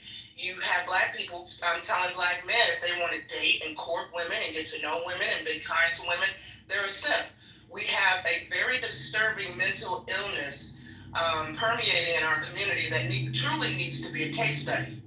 We're the type of people that will fight to the death to be in spaces that don't want us instead of building up our own spaces and communities. You have black people who will say they don't want to support black, right? They don't want to support black businesses. They don't trust black women, et cetera, et cetera, et cetera, right? But at the same time, and then when we come on this app and try to, I don't know how many black people in this room have been in black spaces where we try to come together to talk about the problems that plague our community while at the same time presenting solutions, and we have a million excuses about why the solutions will never work, right? So when I've heard some, not on this space, but I've heard the argument or the debate that, in 20, 30, 40, 50 years from now, 100 years from now, black people, black Americans, specifically foundational black Americans are still here, that the Asians and the Latinos will outnumber us. I believe it 100%. Look at where we are now. They say by 2030, the average income for the black family will be at zero. Nobody likes to talk about that. Nobody likes to even, and if you talk about it in the wrong space, we get mad, right? We can't even have honest discussions because everybody gets mad. I think it was Mike who said earlier, and Mike, if it wasn't you, forgive me, and I'll land here. I think it was Mike who said earlier, before Sid came in the room, he said the only reason why we're allowed to have these discussions, or that white voices, and I'm paraphrasing here, are allowed to have discussions like this, have these discussions with diverse voices, is if Sig was hosting the room. This is before Sig came in, because Sig allows for, diverse voices. If it was a black space hosting this room and white voices came up, they would immediately call the white person racist. Mike, I meant to say this at the time. If I was hosting a space and allowed diverse voices to come up to the space and speak, I would get pushed back too. I would be called a traitor, a race traitor, a coon. I got called a dirty cave bitch in this very room last week for defending a black gay man. So we're a race of people that hate each other. And I said what I said. Well, thank you. Now let me jump in real quick, Sig, before I give you. I have to ask Albert. Albert, man, I love you like a fat kid loves cake, but what the hell are you wearing, dude? Oh man, it was a picture my son took for Father's Day. Actually, Happy Father's Day, my man. What'd you say, Jay? I actually wanted. I was a friend. I consider Albert a friend, and I was busting his chops about what he's wearing in his picture. I had no idea what that is. But Albert, you want to chime in before I go to Sig? Yeah, this is we have Black Americans, African Americans, whatever we choose to designate ourselves. We have a unique history here. It's called chattel slavery. That is quite different from continental Africans, even though we share the same ancestry. And it has put us in a precarious position. And one of the major reasons is because of the plantation. We've had to assimilate to a culture that oppressed us, and we've now internalized. And the way that we operate, and the way that we think, and the way that we feel lacks cultural integrity because of assimilation. And so we have a hard time coming to grips with our identity. It's evolved to this point where we have splitting groups that are pointed towards an attempt to identify who we are, such as ADOS, FBA. We've always tried to figure out a means of coalescing under one identification, but it's been very difficult because the effects of chattel slavery have caused the disruption. I personally do not believe that there's self-hate. I believe that we've been disenfranchised and dispersed within this history that is just, we're desensitized to who we are culturally because we have a history of slavery. See, and respectfully, sir, that's my thing about it. I get it. But I do wonder, will we ever evolve to the point where we don't blame slavery for everything? Here's the thing. I will always acknowledge our history, and I will never minimize that. But I find it so intriguing sometimes that, specifically on this app, if you're Black and you spend an unhealthy amount of time on this app like I do, you are aware, hopefully, of the number of clubhouse rooms hosted by Black people, and all they spew is Black hatred. And then we come in spaces like this and claim it's not happening. Or we play dumb, and I'm not saying that's your case, Albert, that we don't know when I say these things and point these things out, it's not happening, we don't know what's happening, we pretend like it's not happening. I find it so if it wasn't so sad and intriguing, I probably would be entertained, but I'm not, because that's part of the rhetoric. We will host spaces and spew anti-Black rhetoric all day and blame each other for all our problems, and then come in spaces like this and say, that's not happening, what are you talking about? We'll blame Reaganomics, slavery, white oppression, Asian oppression, everything under the sun, but at the same time saying it's not happening. And right now, someone is giving me a side eye and thinking she's a bedwitch. That's how we do things, right? So I don't know. We gotta make our minds up here. Either the shit's happening or it's not happening. And why? You can't take it. Wait a second, gentlemen. I should address Albert, and I just will say this: in my opinion, Albert runs some of the best spaces on this app. Okay. Yeah, I was just gonna say that. NY, I will never invalidate what you're saying. Clubhouse can be unhealthy, but I've taken my own personal extended effort. My spaces have been respectful, consistent. Anyone, JD has always come to my spaces, and I've always respected him as a man that he is. And I don't have the problems in my space. Clubhouse is not a reflection of people in the tangible world. Unfortunately, people in the tangible world come here and abuse the space. And that's unfortunate, but that's the way of the world. I go out of my way to delineate what is going on in the tangible world from what happens here. Here is a facsimile, and I can definitely empathize and relate to your experience on Clubhouse, but curators like myself have made a personal effort to make sure that if you come in a space like mine, it's going to be, I'm a humanist, and we're going to respect humanity in my space. But Albert, let me ask you a question. Respectfully, Abe, I got you. So let me just example this one question. You've been on this app for a minute, as have I. You don't think this app is a microcosm of the real world? In some aspects, yes. I think so. I think in some aspects, yes. But in others, no. No. In other areas, no. There's a bit of anonymity that gives a lot of leeway to the behavior. A lot of these actions and, disrespect and bad decorum, JD, you wouldn't be doing it outside. Some would be in jail. Others would be fired at their jobs. Other people would just not deal with you. I think that this is promoted throughout the app. Unfortunately, it is what it is, but this is human nature. So, but I wouldn't say it isn't a level of microcosm here. I would not deny that. Thank you. Let me go to Abe. Okay? Yeah. So, NY, you have to look at any population that you take and you enslave them for 400 plus years. You dehumanize them, you create an entire science around the notion of them being non-human. You codify in law that they're non-human. You create a religion around the idea of them being non-human that the dominant society practices. You put in the institutional systems that this particular population of people are non-human. Right, so in every facet of society, these people are classified as non-human for 400 plus years.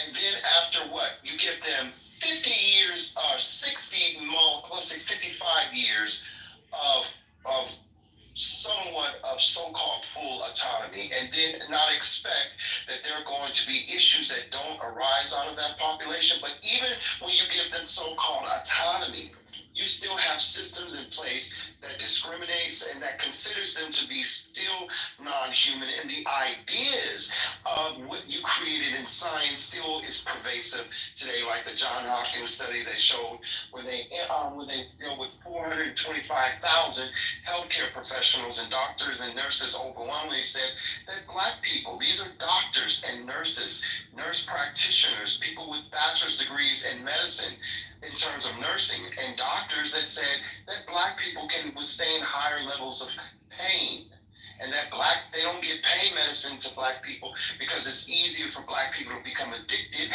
and they believe that most of the time when Black people come in or they complain about pain, it's because they want to get high.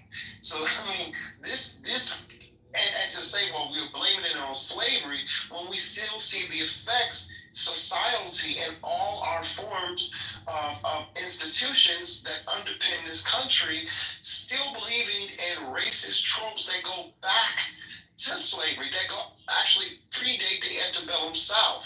So yes, just like these institutions still hold on to race science that was created or ideas that were created 120, 150, 200 years ago, yes, we're still going to be railing from 400 years of slavery and really only 50 years of being considered fully human.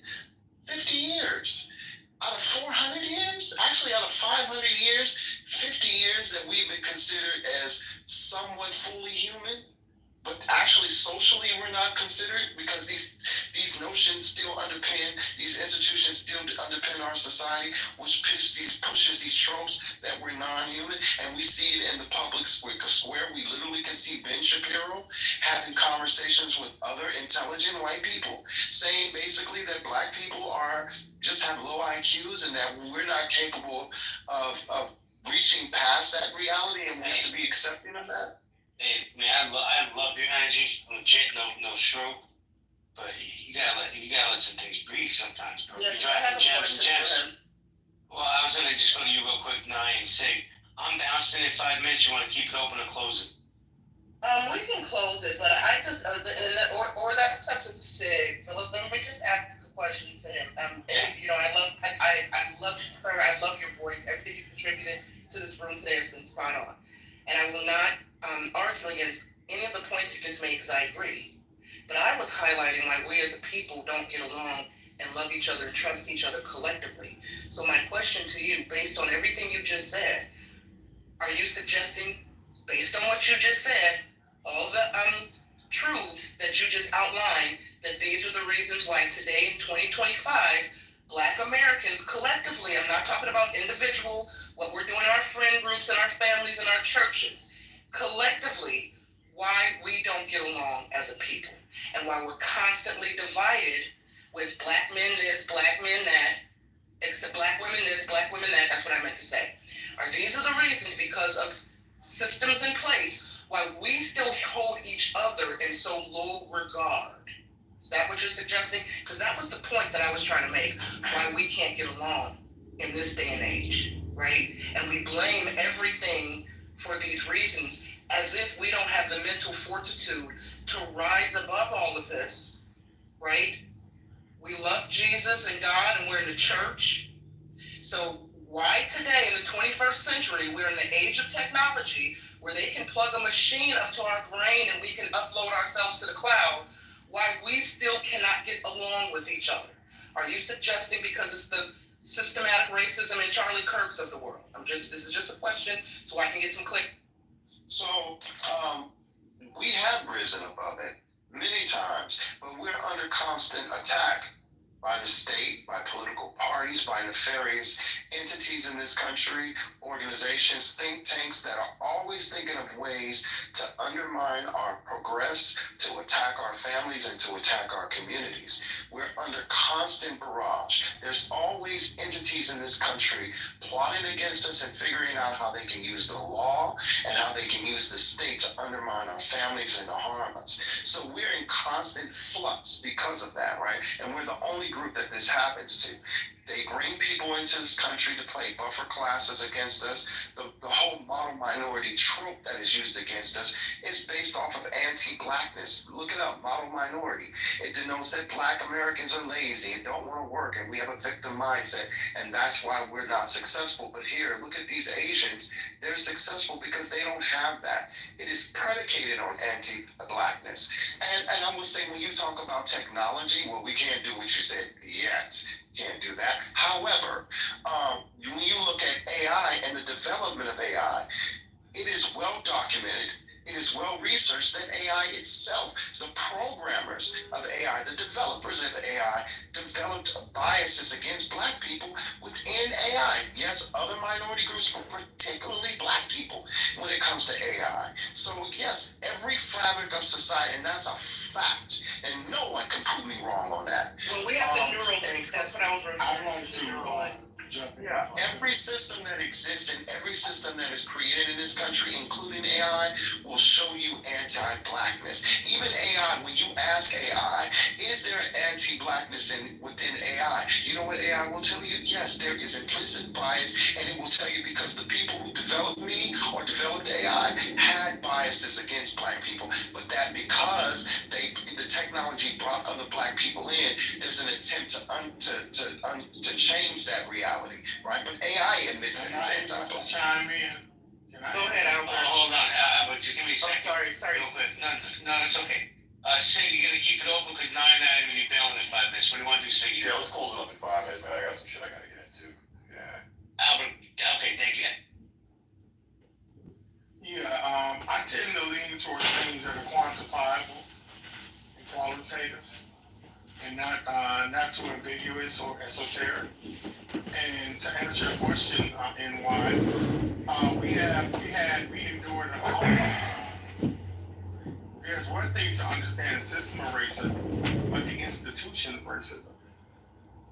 And because the way that white supremacy works, and that's of course the catchphrase that describes white Anglo-Saxon Protestant racism, is a system that disperses and disenfranchises any person, that any group of people that will oppose a hierarchy.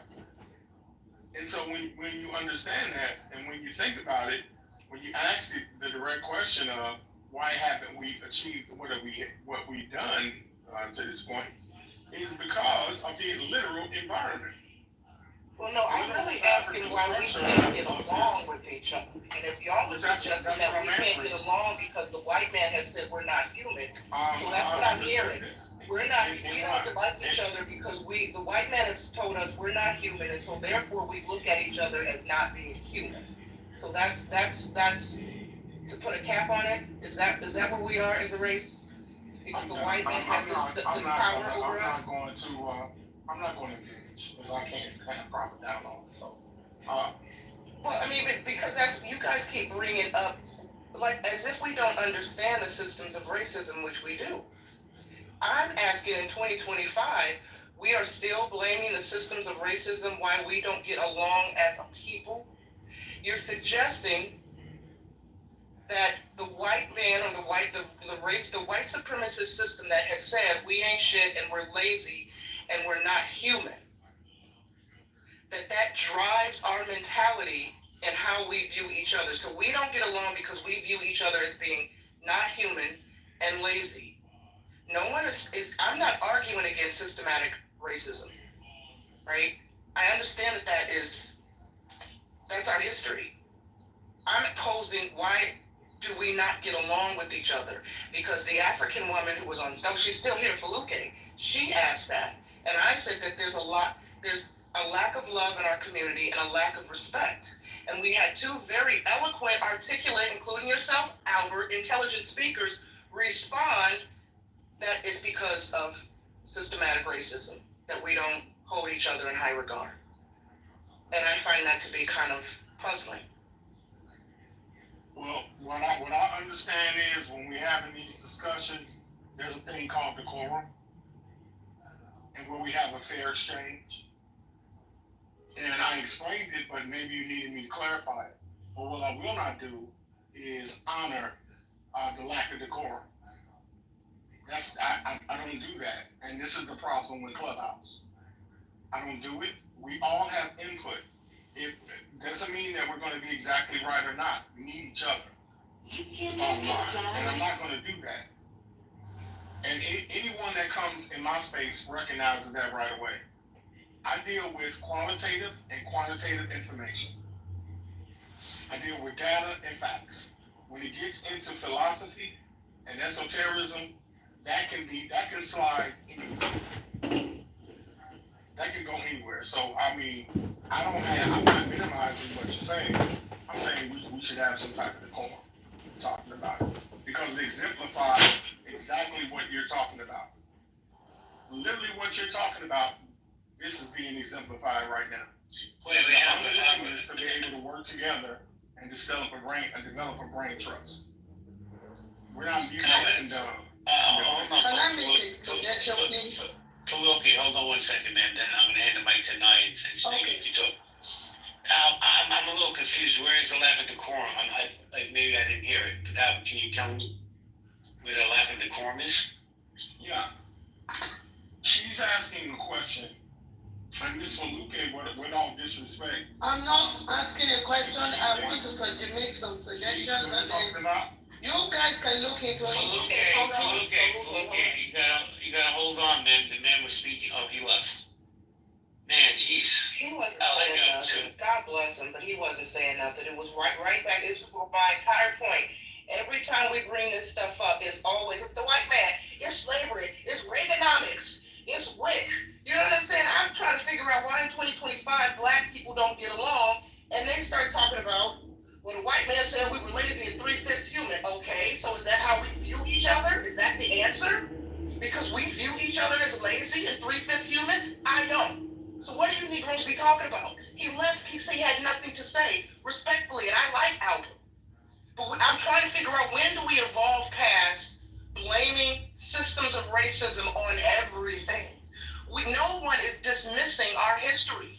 No one is saying that these institutional racist, racism and systematic racism and white supremacy and global colonization does not exist and doesn't continue to impact black folks and people of color.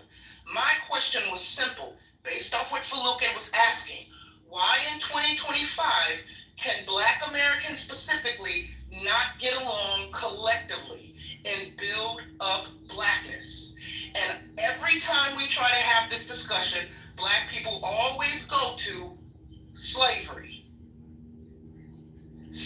is still the problem, okay? We still blame slavery on why we can't get along. And I'm puzzled by that. And I'm yet to have anybody just articulate why I know black people get triggered. Don't burn down my Starbucks when I say this. Black men shoot each other down in the street, black on black crime. So I guess if I ask, why don't black men love each other, right? I'm not talking about individually. Why don't black men love each other? Why is the black on black crime rate so high? I guess the answer is because the white man said we're lazy and not humans. Okay, guys, gotcha. Well, Nye, I gotta go. You and Sig, you guys gonna close in 5 minutes? Yeah, can I just make a suggestion, please? One thing is this that I think about all the time. We can always learn. We have learned some things in our lives, in our mind, we've been made to believe in certain different things. But now, can we just have a forum where we can come together and then we can relearn, you unlearn some things you've learned in the past. Life is all about training. Whatever you become today, you'll be trained. Either you train in the school or you learn it on the internet or you learn it in the house. Now, can we unlearn certain things that are that's making us to grow, to the level where the black world need to be? And then we now learn new things to replace whatever is odd, in our lives. Because there's a lot of things going on, and I believe learning is a very great one. And then with this, we can pass it down the line. Yeah, because if nothing is done, this trend is going to continue and continue and continue forever, I'm telling you. And that bothers me a lot. Because we don't deserve to be who we are. Like, we do not deserve it. We have everything it takes to be the best everywhere we go, and we always excel. But we can do better. Unlearn and relearn. Thank you. All right, I'm going to be short. Can I speak? Yeah, go ahead. You're welcome. You got it. Hey, Sig. Hey, friends. Who was the one, maybe they left, who said, let's just focus on building up blackness? That's bullshit. If I were to say that and I'm white, I'd be kicked out of the room. Stop that shit. We're all blended. Wait, you said who said what? Building up black men? Blackness. Oh, okay, got it. No, let's not focus on that. That's what's got us in the shitter. No, black people we do need healing. We need a superhero. They killed our brother from Wakanda, the cancer. So we can't count on him. Nine. They already have a superhero. His name's Jesus. They just most people don't. Yeah, white Jesus still hasn't delivered. Jesus is the love. White Jesus still hasn't delivered them from that spirit of feeling like each other's lazy and not human. Felipe, to your point, I think she said something about can we unlearn? As we have heard on this stage today, right?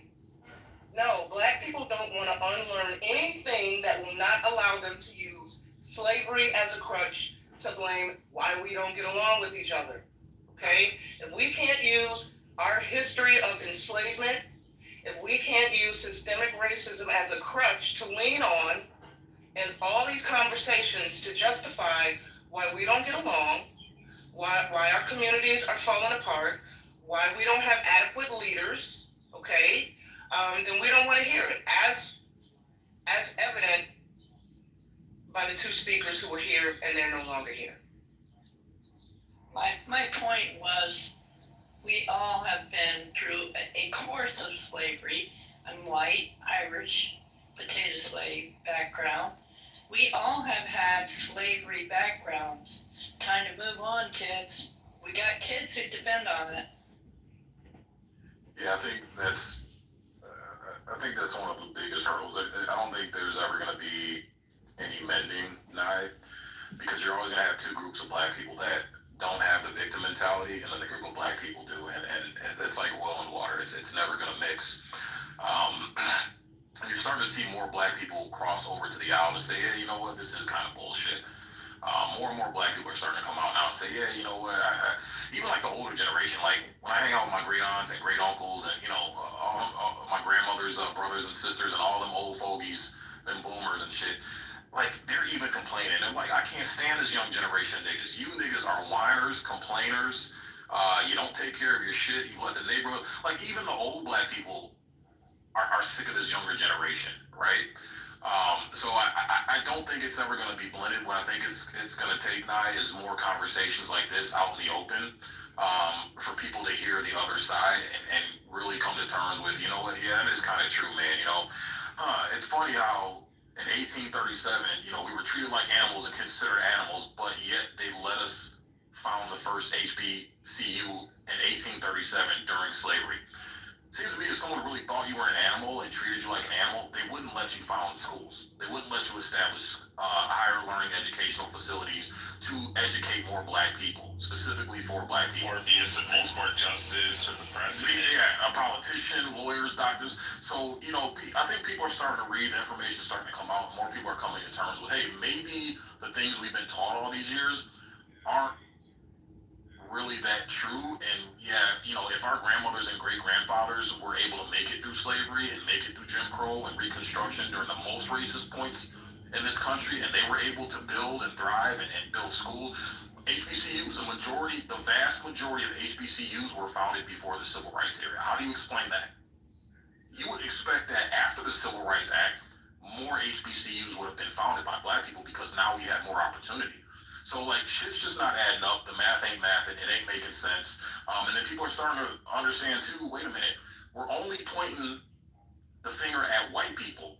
Yet, if you look at the entire logistical chain of chattel slavery, there were Africans involved. The entire Congolese Empire was built and became prominent off of enslaving other fucking Africans. And it wasn't just, you know, oh, it's not really a slave. You're just my buddy that's just working on my, on my plantation for me. And I'm going to give him this free. No, like, look up the Congolese Empire and the slavery they instilled. They were brutal to other Africans. They were slaughtering, murdering, raping, killing. Like, they were fucking brutal to other Africans.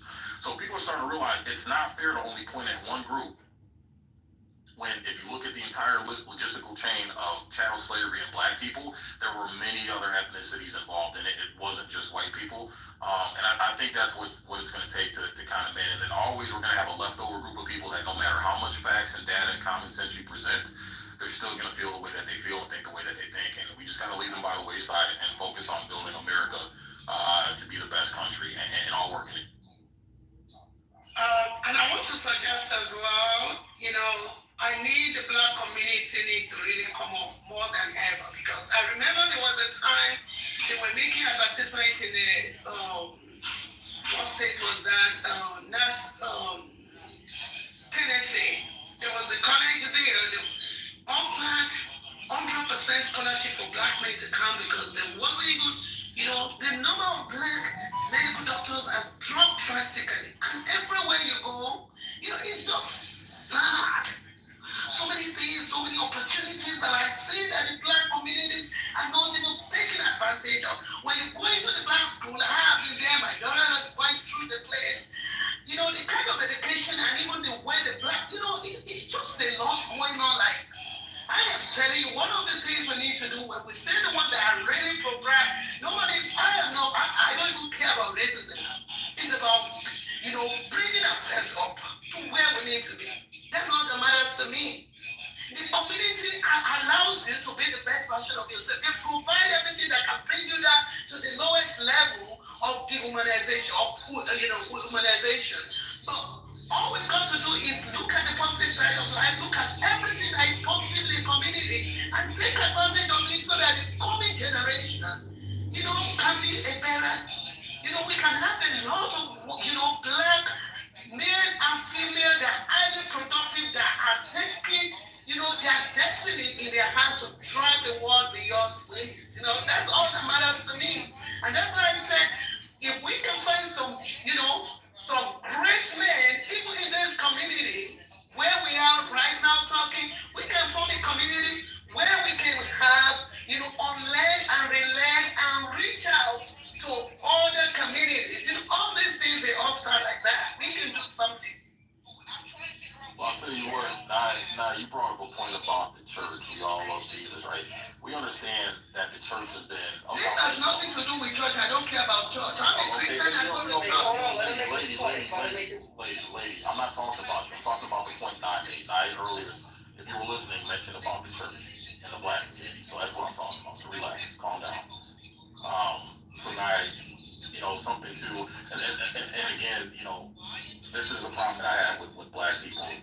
demanding respect, yet we're presenting ourselves as clowns. And I'll give an example.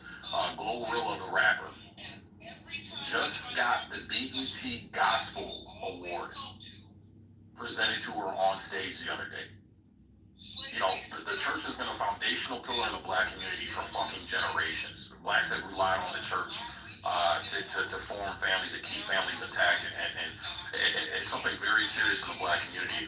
And yet, we can't even honor something so structurally sound that has kept our community, you know, that kept our community for so many generations in a point of excellence, even though we're going through so much turmoil and strife.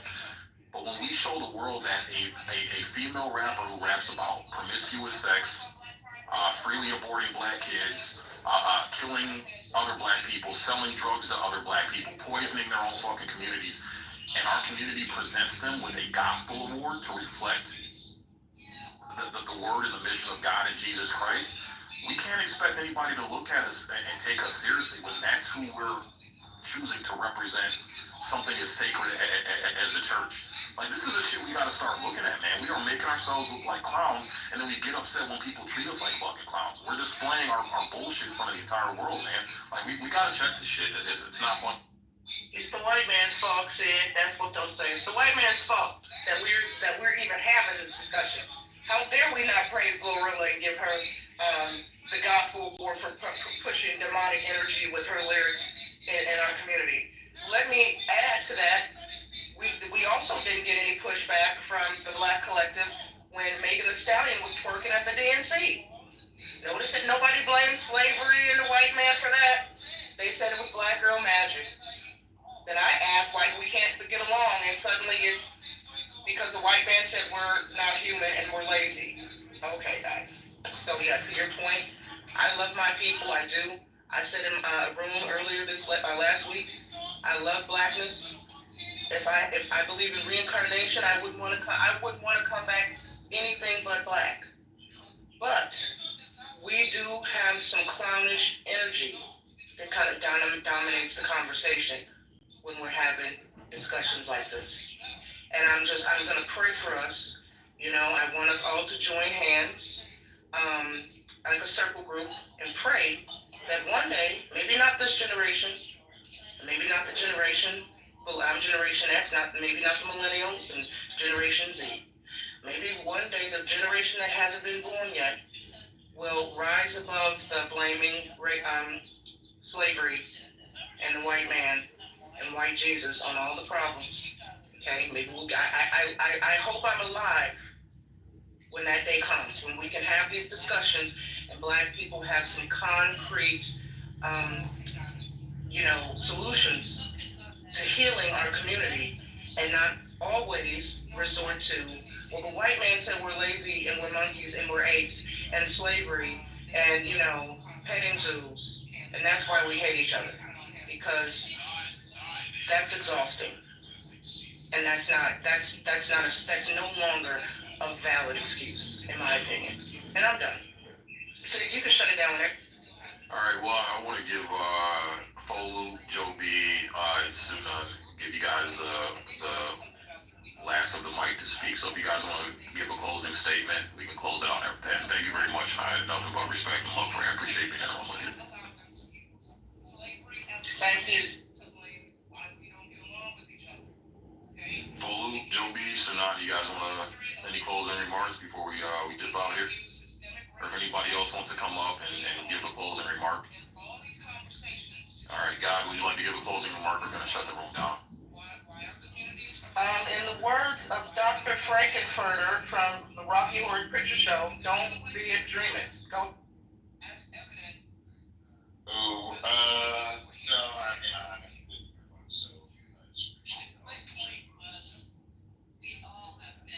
All right, cool. Well, thank you everybody in the audience for. Oh, go ahead, Suna. You got. Oh yeah, I was just gonna say, I think a lot of people have like misconceptions and preconceived ideas of how the world is and stuff.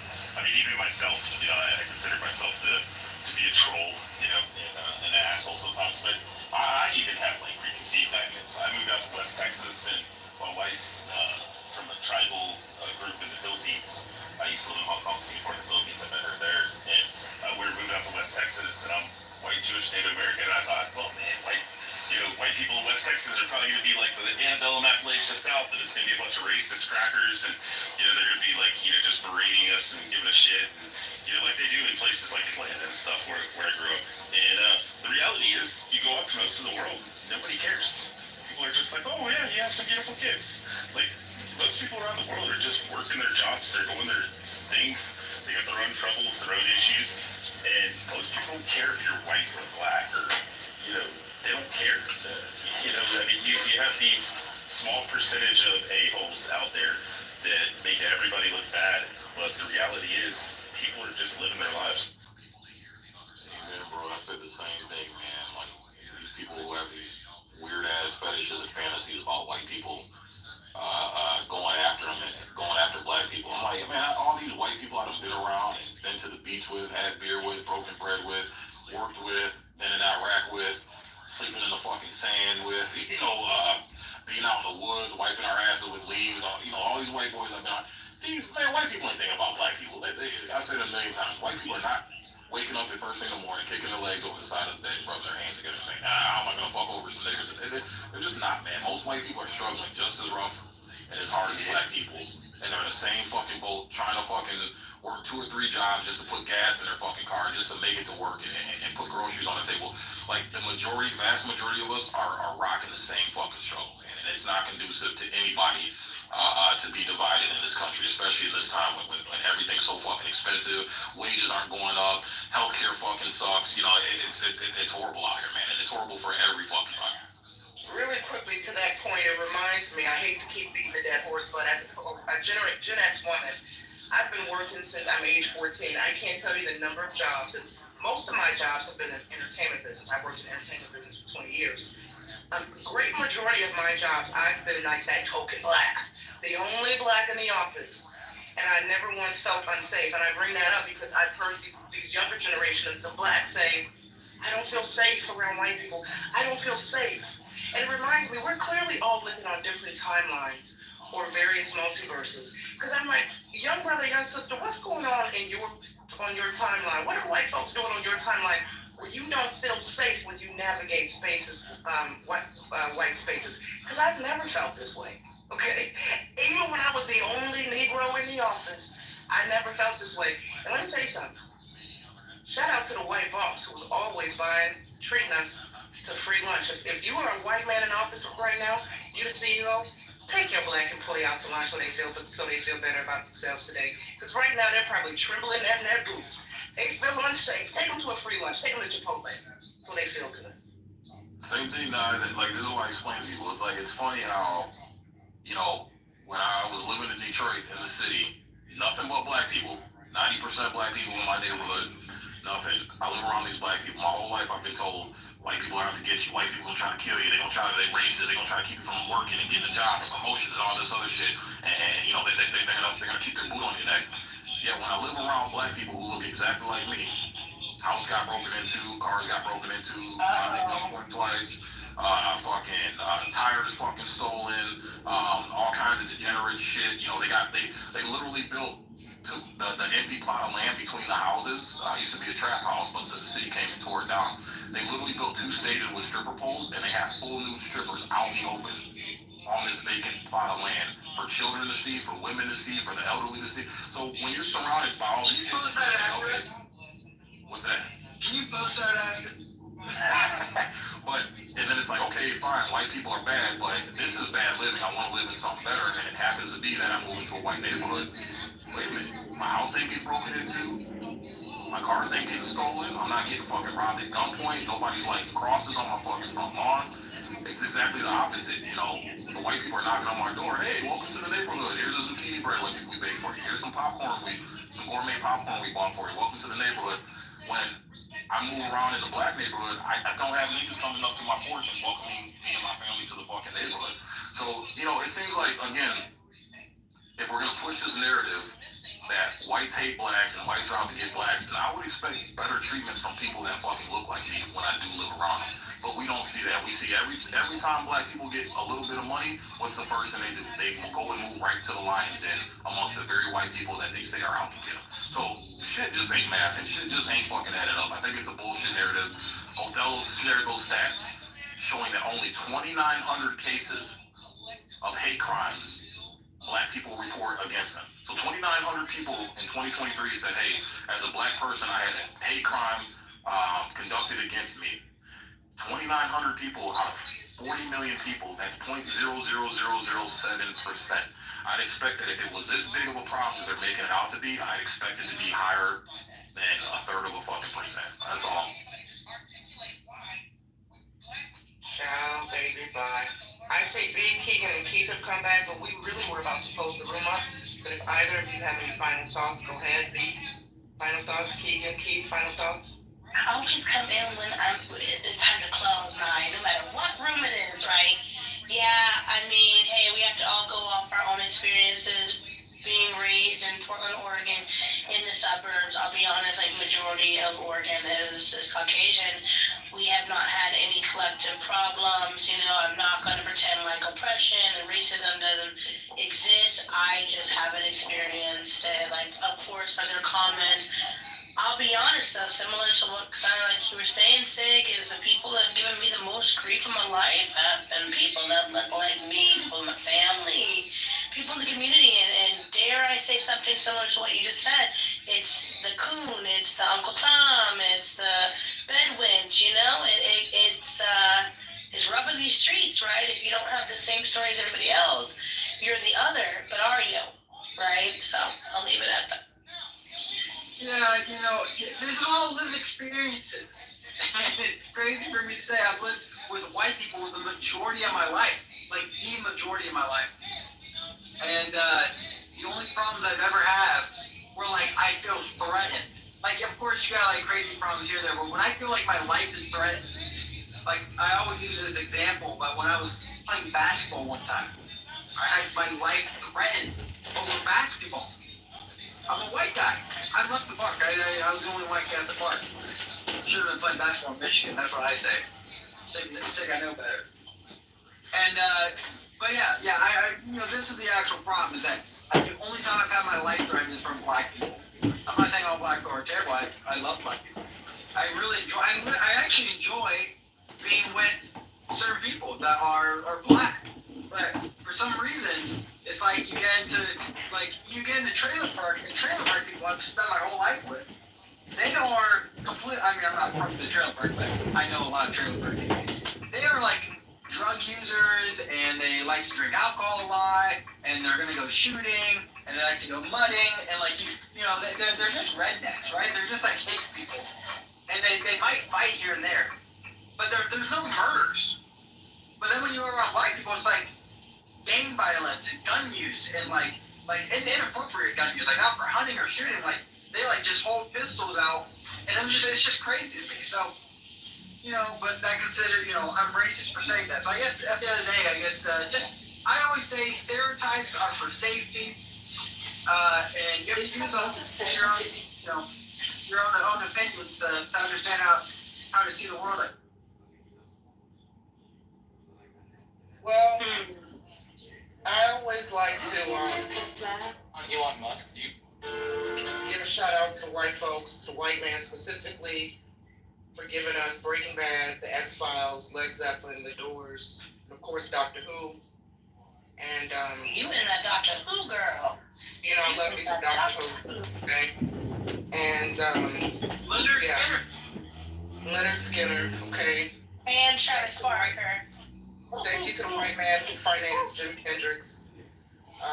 And shout out to Keanu Reeves if he happens to be in Did you see the ending of the last season? I did, and I'm heartbroken. By the way, Rose is coming back. Is she though? I interviewed the I hope so. It'll be interesting. Now, if they bring back Rose, they have to bring back David Tennant, at least in a guest appearance. Shout out to David Tennant, one of the mightiest white men on the planet. Doctor Who, right? Oh, and his role he played in was it Iron Fist? No, Lex Steel. Remember when he was the guy that could tell you to do anything? He'd be like, "Go fuck yourself," and then you would literally go fuck yourself. That was his super. Wait a minute, I don't know that one. Was that? It was the Marvel show, Lex Steel. Yeah. So Jessica Jones. That's what I was thinking of. Yeah, it's Jessica Jones. Yeah. Right on. Yeah, his character is pretty good. All right. That's it, Sig. That's all I got. If we want to shut it down, I'm gonna go ahead and shut it down. Be peaceful. Be on the lookout for me and Monica might be hosting a room. White Fear, Black Fatigue 2.0. Oh, that should be good. That should be good. What's the title, babe? One more time, what'd you say? What's it called? White Fear / Black Fatigue 2.0. I gotta get with Monica because she's still down. So that'll probably be going down this week. So get ready. Get ready. I'll be calling all types of bed witches and coons and maggots when we host that room. Probably have Monica. Probably have Monica. I was gonna say too. Now you were sounding pretty coonish earlier. I just had to let you know that. So I was about to pull your black card. I gotta change my PTR to Dirty Cave Bitch. Black man called me a Dirty Cave Bitch last week because I defended the black gay man. So I gotta change my PTR. Oh, that's right. That's right. I was a bitch. Yeah. And I was wondering to myself, I wonder if the cave that he claims I come from is that cave that they claims connects Latin America to Egypt. Boy, I hope I'm the queen of that cave. Now I just need to learn how to turn dirt and rocks into fire, and I'll really be winning as the queen cave bitch. All right, Nye, I'm going to ask you something that's going to piss off black people. I don't know if you're single or not, but if you were single, would you hook up with David Tennant? Are you asking me, have I sucked white dick? Sure, and it tastes like... No, David Tennant specifically. Absolutely. Mm-hmm. Yes. Oh, sorry. What did it taste like? My perverted mind went somewhere else. I have the mind of a deviant. Would I bang out David Tennant? Absolutely. Are you kidding me? I heard he was a freak. Yes, let's get it. What did it taste like, Guy? One more time? I missed that. Like ice cream. White dick tastes like chocolate. White dick tastes like chocolate. To piss off all the black militants in the room. Sorry, I couldn't resist. I like to troll someone. They already hate me on this app, so it doesn't matter. Anyway, on that note, we're going to go ahead and shut down the room. Don't burn down my Starbucks because I said white dick tastes like chocolate. Leave me alone. Don't be in my back channels with the bullshit. I'm just going to block you. Y'all be peaceful. Go pray. Go pray to white people. Field they didn't waste a missile. So that increased the takedown rate to about 95+%, maybe 96, some number like that. But it's a layered air defense system. The primary weapons are the Arrow 3 for high altitude intercepts and David Sling for medium altitude intercepts. And they don't have the same accuracy or takedown rate because the ballistic missiles are traveling. Before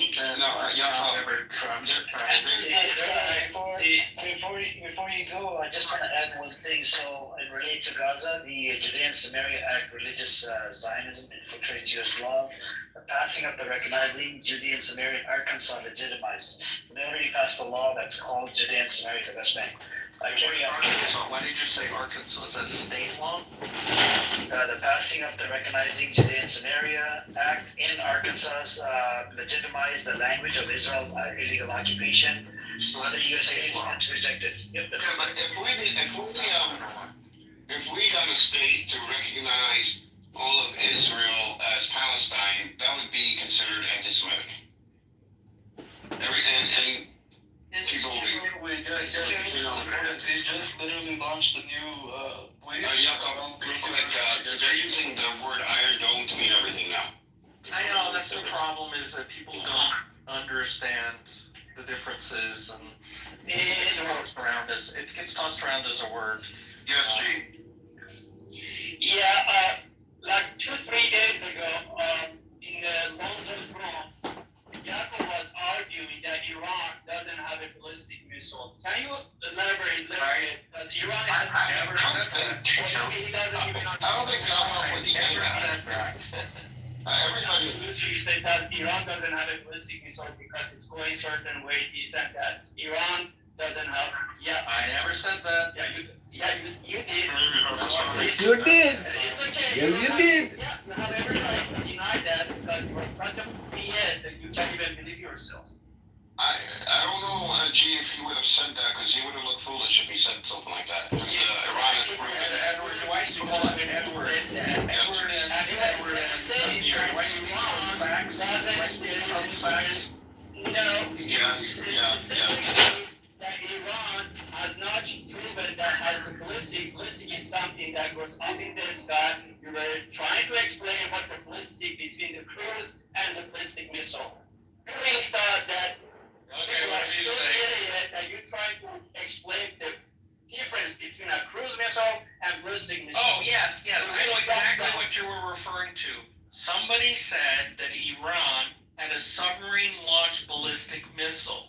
They do not. I said they have submarine-launched cruise missiles. And I explained the difference between the two. So that, yes, Iran does not have submarine-launched ballistic missiles. There are a handful, less than 10 countries, that have such devices. You don't have to change your history, that's fine. No, that's exactly what I said, now that you reminded me. Iran does not have theater ballistic missiles that can be fired vertically through launch tubes on a submarine. Doesn't exist. Yakov, I have a question. Yeah. I think the other day we were having a conversation, and I asked why Israel's version of the Pentagon is around residential area, and you said the United States Pentagon is also around.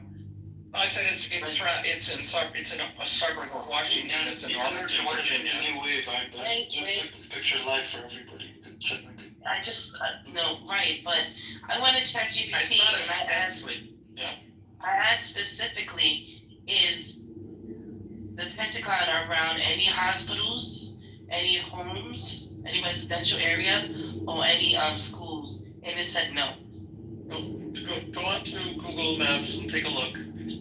Type Yeah, but ChatGPT said something different. And so yeah, ChatGPT scrapes the web from different sources, and you have to really use lots of different sources. I would never only rely on ChatGPT. Yakov, but the thing is that Israel Pentagon version of their Pentagon is literally right next to residential area. I didn't defend that.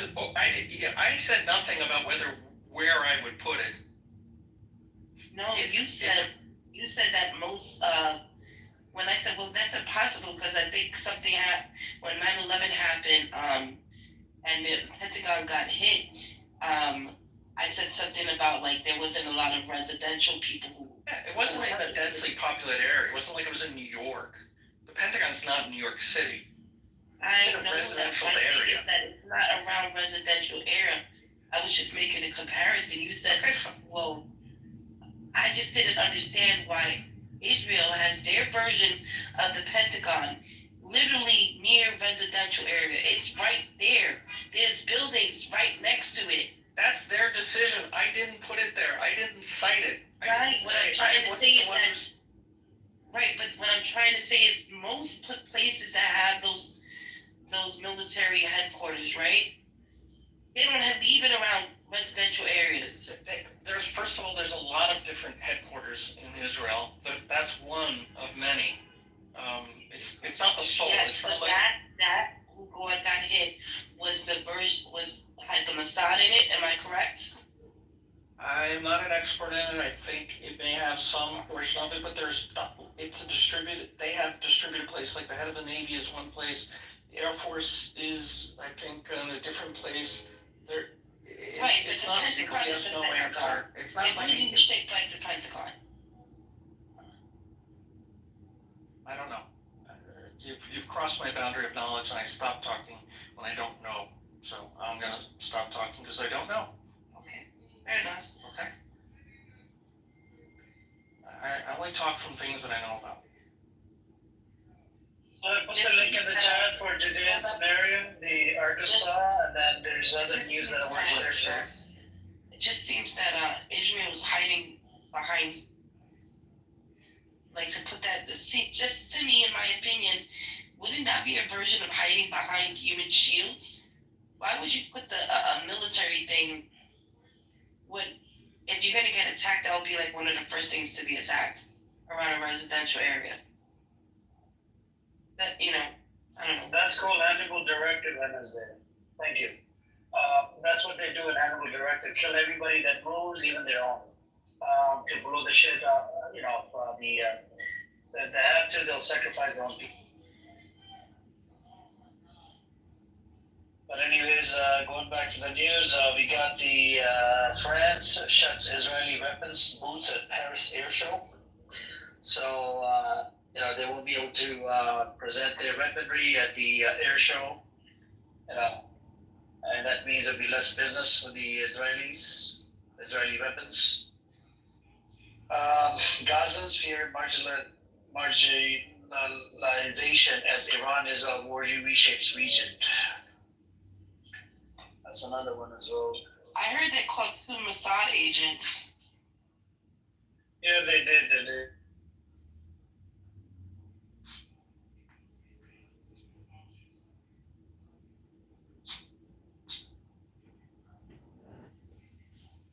Well, they're going to be put to death.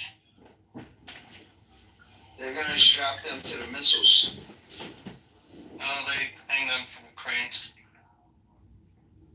They're going to strap them to the missiles, I'm telling you. Yeah, look at this too, guys. The Samson option. They listed the cities based on documents Iran hacked. There's American cities on the list to be attacked. USA, Washington, D.C., New York, LA. Why is it always New York City? Oh my God. You should leave as soon as possible. I'm moving to Canada as well. You're moving to Canada. Maybe I'll move to somewhere in the Midwest. Almost. Netanyahu wants to sacrifice your soul, your poor old soul. You know, you're old. I know you're old, age soul. You tell me, Amir, I don't know, I go was a room. So I see, I saw the Yofi, I said, everybody left you. No one. They didn't leave me. They're here. I think Asian she'll be in here. Almost, why are you part of Hamas? Not is the Yofi, not AC, not no, I don't see them here, huh? AC will be here, don't worry. AC, she's not. Look, we have Amos Wolf in the audience, you know. He's a better Amos than you could ever be. But I see another Amos, and I have seen another Amos. I have 3 Amos. There's too many Amos on this app. But this particular Amos, I think this is Ner. I think he does a pretty good Amos. No, I said it's Chucky. Who's the real Amos? Not Chucky. Shuki is a piece of shit. He came in here, started attacking my religion. Chucky. Not Chucky, Chucky. We have the real Amos. Go on, Amos, speak. Please stand up. I'm talking about the real Amos. They got double Amos in the room. This is Ner, it's true.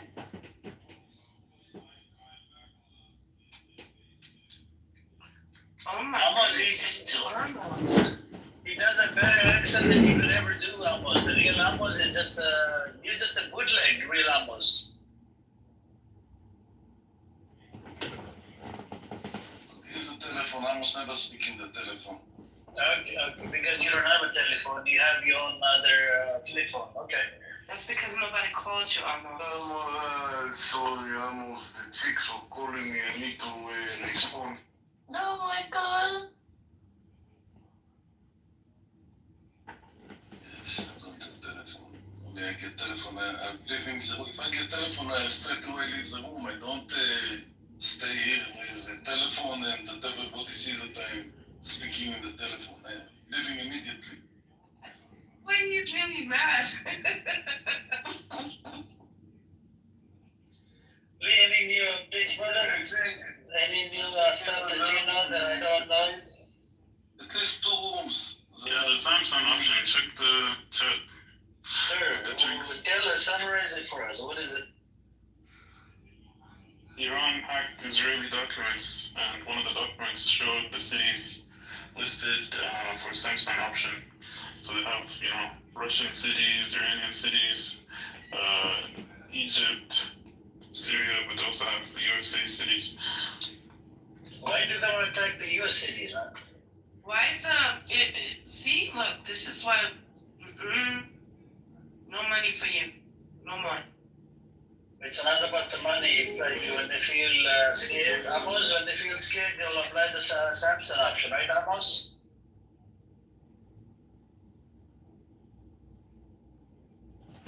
A bunch of traitors, that's what they are. What I see is Salmacha. Amos, are you okay with the Samson option to sacrifice your own people, Amos? Amos, focus on here. Don't focus on the women. Come on, I know you're a fucking simp. Amos, forget about the women. Forget about the women. I want you to focus on me. Focus on me, okay? Focus. Not being a fucking simp. But you're so Indian boring. You're nothing. It doesn't matter. I'm asking you a question. What you asking? What? I'm asking you, do you know the Samson option? What is the option? Do you know the Samson option? That's by Netanyahu. He has it in intact. If any time one of the nations they throw a nuclear bomb or something, they will self-destruct. They will start shooting fucking nuclear weapon towards America, Russia, Gaza, everywhere, Iran, everywhere, and kill everybody. That's called a Samson option. Samson option? Yes, that's it. That's really stupid. The United States is really huge. I don't know. I mean, speaking from your fantasy. That's the documents. That's what they bring. The Samson option. It says in your book as well, the book that you don't believe, you're an atheist. It says in your book as well, they use a Samson option. They took it out of context. Rubbish. You're a big rubbish. You're trash. For all the lies and rubbish you're saying in the You talk with no facts. You just bullshit.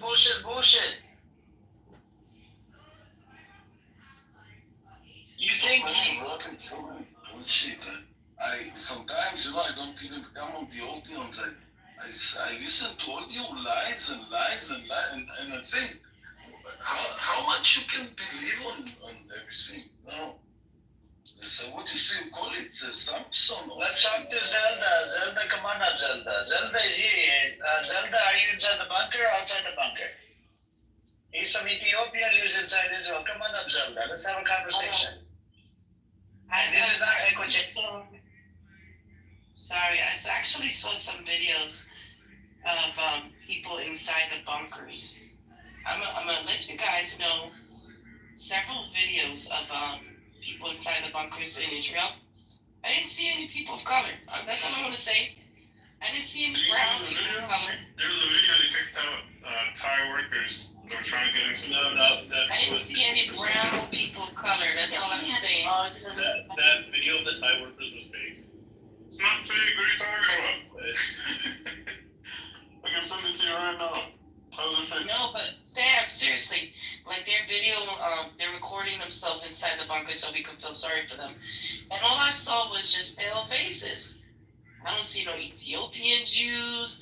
I don't see any black Jews in there. Just pale faces. What happened to the Ethiopian Jews? What happened to the black Jews? Do they not have a right to be in the bunkers?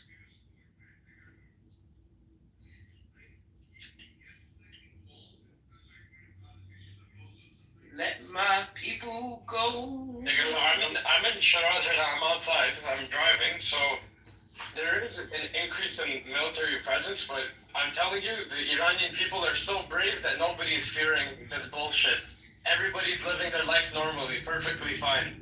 Whatever you see on the news is propaganda. The Iranian people here are very happy and they're prideful in their actions.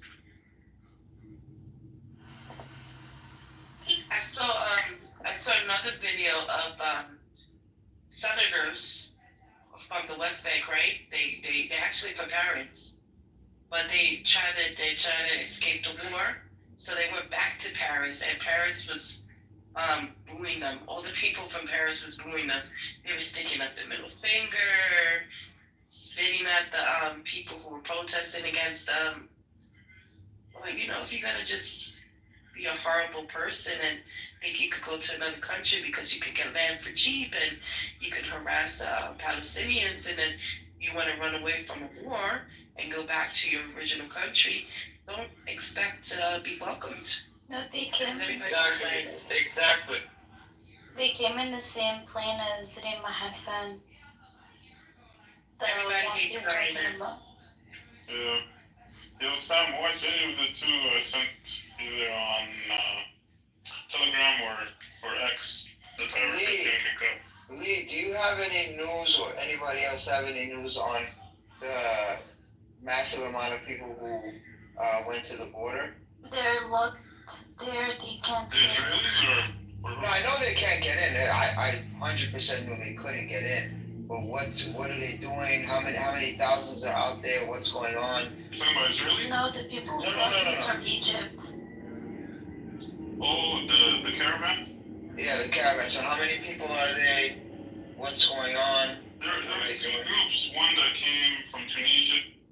They got stopped in Libya because after the general in eastern Libya who wouldn't let them go through was actually supported by Israel. So they gave up.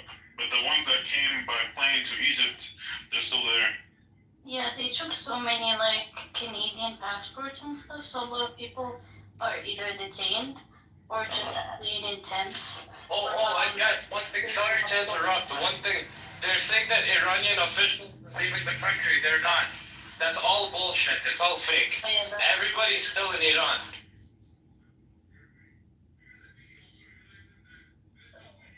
And then how many people are there, Salma, do you know? I can get you the information because there is a very active group like from Canada who like shares all the information and like advocate for the Canadian folks who are stuck there. I'm gonna look for it. Alright, thank you. Yeah, there's a Canadian doctor. It's like Asian, Canadian, Chinese Canadian. He was in Gaza. He went there twice, and he coordinated with the group that went by plane. He's still there. I'll find you his Twitter account. Okay, thanks.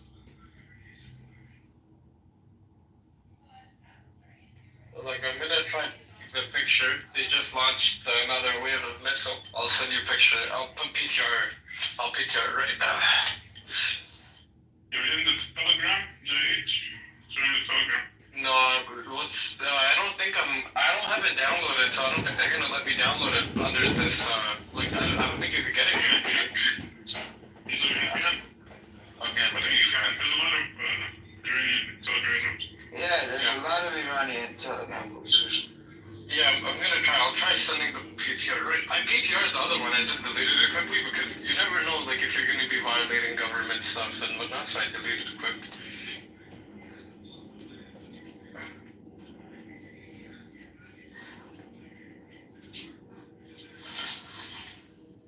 JH, you're in Iran now?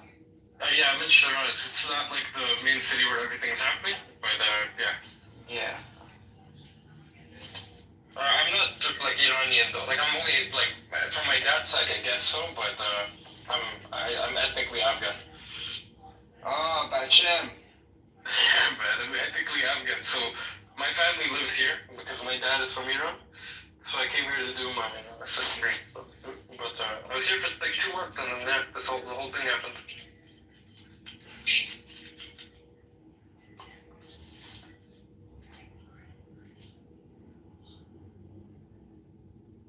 Sam, did you see the videos? I'll put 2 links in the chat. I just put the article for the Canadian perspective. Yeah, I saw the videos. No, the thing is that I'm seeing so many videos on this entire thing. It's hard to tell which one's like real or fake or whatever. Like someone was posting like, oh, Israel went ahead and launched basically a gigantic blast against Iran, but it was like a thing that blew up in China back in 2014 when it's this one. I was told this was fake, but again, I have no idea anymore. It could be real. I don't know. Yeah, there's even Israeli groups that are sharing it on Telegram, and they're laughing at it. They're laughing at the Thai workers not being let in. Usually when videos are fake, they repost. Like when you're talking about the port explosion in China, they repost it in, say it's in Tehran or in Tel Aviv. But like videos like this where you can see like people's reactions like that, it's very hard to fake. It's like AI can do it, but you can tell like with the AI pair. Okay.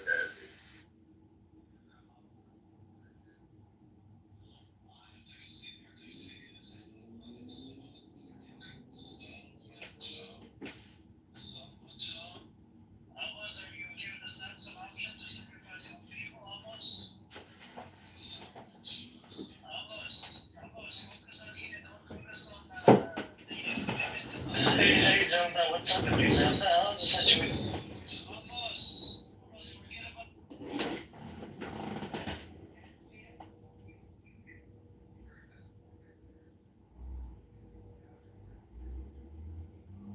Can you hear me, Zelda? Hello, Amir. Hey, what's up? Zelda is here. I want to know how is he going? Oh, there goes my brain cells.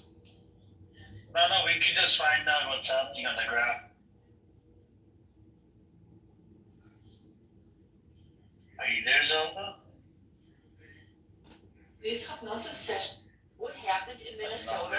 The pew-pew. So I'm going to take back my earlier statement about the air defense system being a failure on the air defense systems end of things, but it looks like now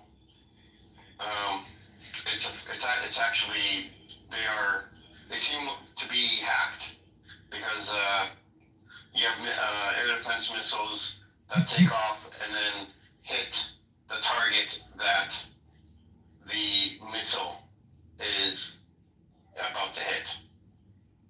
And then you have sirens going off when there's nothing coming in, sirens not going off when there's missiles from Iran coming in. You have sirens going off in different areas while the missiles are landing in an area outside of where the sirens are going off. You have all kinds of things going on with the Israeli air defense system right now. I'm watching videos from this guy Mahmoud Oda. He's doing a live cast. He's been doing it for 3 days now. Edward, electronic intifada, they're pretty good, right? Yeah, they're good. The only thing is, they come out once a week on Wednesdays, so, they're not good for live, but they're good for analyzing. Yeah, they're very good. Especially that, what's his name? And he's probably got the compilation of all the Hamas operation videos that came out, every single one. What's his name? John Elmer. He used to live in Gaza. He's Canadian. He may have a military background. I'm not sure, because he knows exactly what Hamas is doing.